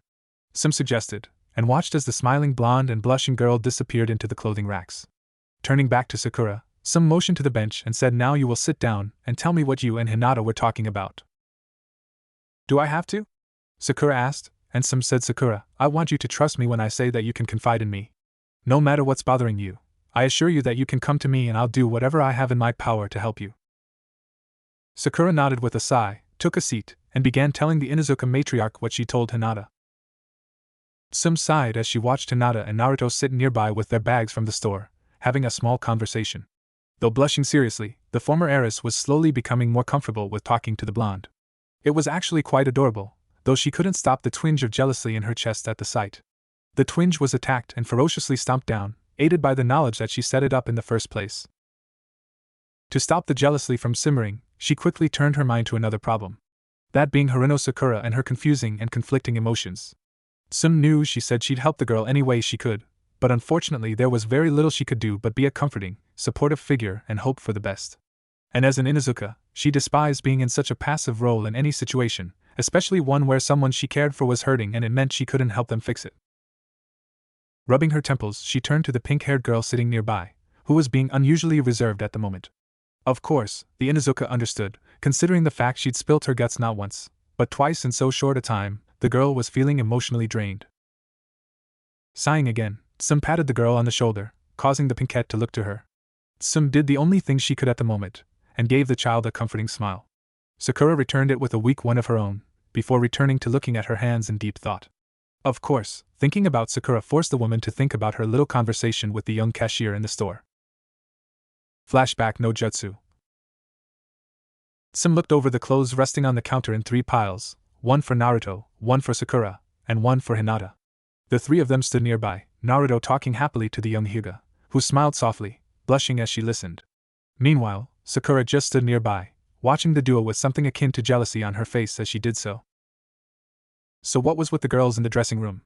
asked the red-eyed woman with a grin, and Sum scowled as she said, "I don't believe that's any of your damn business." "Aw, don't get all mad. I'm just curious, that's all," the woman replied with a wider grin, which only deepened Sum's scowl as she ground out, "How about you do your job and quit sticking your nose where it doesn't belong?" Alright, sheesh. No reason to bite my head off. I can't help it if they decided that a dressing room in a store was the best place to start airing dirty laundry," the woman muttered, and began ringing up the various articles of clothing as Sum kept glaring, joined by Naruto and Sakura. Even Hinata looked a little annoyed. However, and noticing the color of the woman's eyes, Hinata asked, "Excuse me?" Looking up at the Hyuga, the woman asked, "Yeah. Are you related to Yuhi Kurenai?" Hinata asked, and the woman gave a broad smile as she said, "Oh, so you've heard of my cousin the infamous Jounin, huh? Our dads happen to be brothers, though with her busy career as a ninja, we don't see much of each other." "Why? You know her?"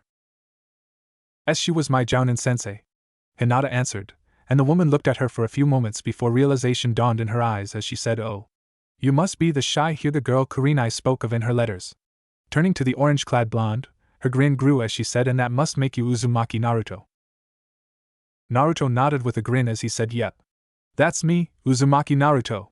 Jabbing his chest with a thumb, he said, "I'm gonna be the strongest shinobi ever." "Well, you best work hard. 'Cause I've heard some pretty impressive things about the Yondaime and Sandaime, so if a scrawny runt like you wants to beat them, you're gonna have to make up a lot of ground," the cashier said, and laughed as Naruto gave an indignant squawk and glared at her. "Also, I'd suggest you not let Hinata go. She's gonna make a man a great wife someday, and if you want to be the best, you gotta have a wife to match," the woman said, and Naruto blinked, looking to Hinata as he asked, "Hinata? My wife?" Looking at her, Naruto grinned and said, "Sure, why not?" He failed to notice the midnight-haired girl's face darken, and was the only one to do so, if the three knowing grins was any indication. "How much?" Sam asked, looking to the cashier, who said, "It'll come to." Flashback no jutsu, Ki. "So I take it you managed to get the brat out of those neon, kill-me-now colored clothes?" The four looked to find Tsunade and Shizen walking up, Taunton snuggled in the dark-haired woman's arms. But all eyes were not on the comfortable pig, nor the woman holding it at all. They were on the hat resting atop her master's head. "Tsunade-sama!" Sakura gasped, green eyes wide, and the blonde asked, "What? You stole the Hokage's hat?" Sam asked, and at the blonde's nod, burst into a fit of laughter, when she was joined in by Naruto. The two barely managed to remain sitting as Hinata asked, "Why?" "Because I like it, and it does a good job of keeping the sun off of me. Besides, if I hadn't, the brat would never have stopped bitching about how hard he worked to get me to put it on." Tsunade answered, and Hinata blinked, not believing the woman, but yet not willing to argue the point. "Now come along, you four, I'll show you to the hotel," Tsunade said, and wiping the tears from her eyes, Sam said, "Whi while we're doing so, we can look for a nice restaurant." "What for?" Tsunade asked, and Sakura beamed, some of her emotional fatigue gone as she said, "Hinata and Naruto V got a date tonight." "Really?" Shizen asked, looking to the two, who both nodded, Naruto giving a grin as Hinata blushed. Shizen smiled and said, "That's great." "Well, you need to thank Sam-chan then. She's the one who suggested we do it. I still don't understand why a girl as nice as Hinata would want to go on a date with me," Naruto said, scratching the back of his head. Tsunade raised her eyebrows, turning to Tsum, confusion in her eyes as she asked, Did she? What? If I waited for those two to do it, then we'd never get anywhere," Tsum said with a grin, but Tsunade frowned as she saw that the smile was strained. "So that means we need to hurry so these two can get ready," Shizen said with a grin, and she began leading them toward the hotel. As the group followed, she didn't notice the silent "we're talking later" look Tsum was getting from her master. Danza sat at his desk, staring intently at a copy of Tsunade's decrees as the sun slowly moved toward the horizon through the window behind him. The council had managed to use it to keep the last Uchiha in the shinobi forces before Jiraiya could be found and take his place as Hokage. The fact that the weakling Hyuga and the worthless civilian girl both joined him in exile was deemed unimportant, as was Tsum's self-imposed exile. All that meant was that they had to deal with the feral woman's young daughter, who was apparently being advised by the former clan head's familiar, a talking dog wearing an eye patch by the name of Kuramaru. But the fact that she took the Hokage's library, including the Forbidden Scroll, as well as released facts many on the council wished to remain hidden, was more troubling. So much knowledge and power, gone from the village, in the hands of 6 people. People who could potentially give that information to another village should they so desire. And worse was the fact that Uzumaki Naruto was in actuality Namake's Naruto, only son of the Yondaime Hokage Namake's Minato and Uzumaki Kushina, last leader of the small village Yuzugaku no Sato. Before it could be stopped, someone amongst the council had managed to get the corresponding marriage license and birth certificate into circulation with the villagers. Word was spreading quickly that the council had banished the son of their most beloved figure. It was without a doubt a true political shitstorm, and many of the civilian members were in denial, not wanting to believe that the hated Uzumaki was the only son of the man they saw as a god. However, the shinobi populace was in an uproar, people demanding that many of the councilors be removed from their positions. He in particular was taking a great deal of damage, being one of the biggest supporters of the motion, and he already felt his formerly iron grip upon power slipping. If it was lost, then he would most likely be executed due to his past actions. Looking up from the paperwork, he turned his lone eye to the other occupant in the room, who sat regally before him, cold pale lavender eyes on the leader of NI. If he allowed himself the luxury of having friends and confidants, Danzu was certain that Hyuga Hayashi would be one of his closest friends. But neither man saw the need for such things, and their relationship was purely business in nature. Sighing, Danza said, it appears Tsunade has caused us quite a few problems, and all for what should have been a weapon. But that soft-hearted Sarutobi refused to allow me to do so, and what should have been a massive asset is now becoming an unacceptable liability. I have the same problems concerning my eldest daughter, Hinata. Had she been branded, it would not be a problem, in fact I would consider it a gain. But because she isn't, should Kumo or another village capture or kill her, they could get quite a lot of information concerning our Byakugan. Danza nodded as he replied, it would seem that we both have a child at the base of our problems, Hayashi. Hayashi sighed as he said, I would be indebted to you if you can help me get rid of my problem. Danza grew silent as he began thinking. What needed was a way to retrieve the Hokage's library, easily one of the greatest sources of power in the elemental nations, as well as getting rid of that fool Jiraiya, and either getting himself or a puppet put in the man's place, so he could easily bury the truth of Naruto's parents forever. Closing his eye, he drummed his fingers in a rhythmic fashion, trying to find one thing that could serve both purposes. Then his eye snapped open, and a grin crossed his face as he realized what that was: Uzumaki Naruto. All he had to do was have the brat killed, and then Tsunade would fall into another pit of despair. She'd obviously return the Hokage's library so as not to deal with any trace of Konoha, and then she'd disappear once more into obscurity, hopefully drinking herself to death. Jiraiya, who'd grown close to his student's son since meeting him, would disappear into his work again, like he did when the boy's father Minato died, vacating the Hokage seat.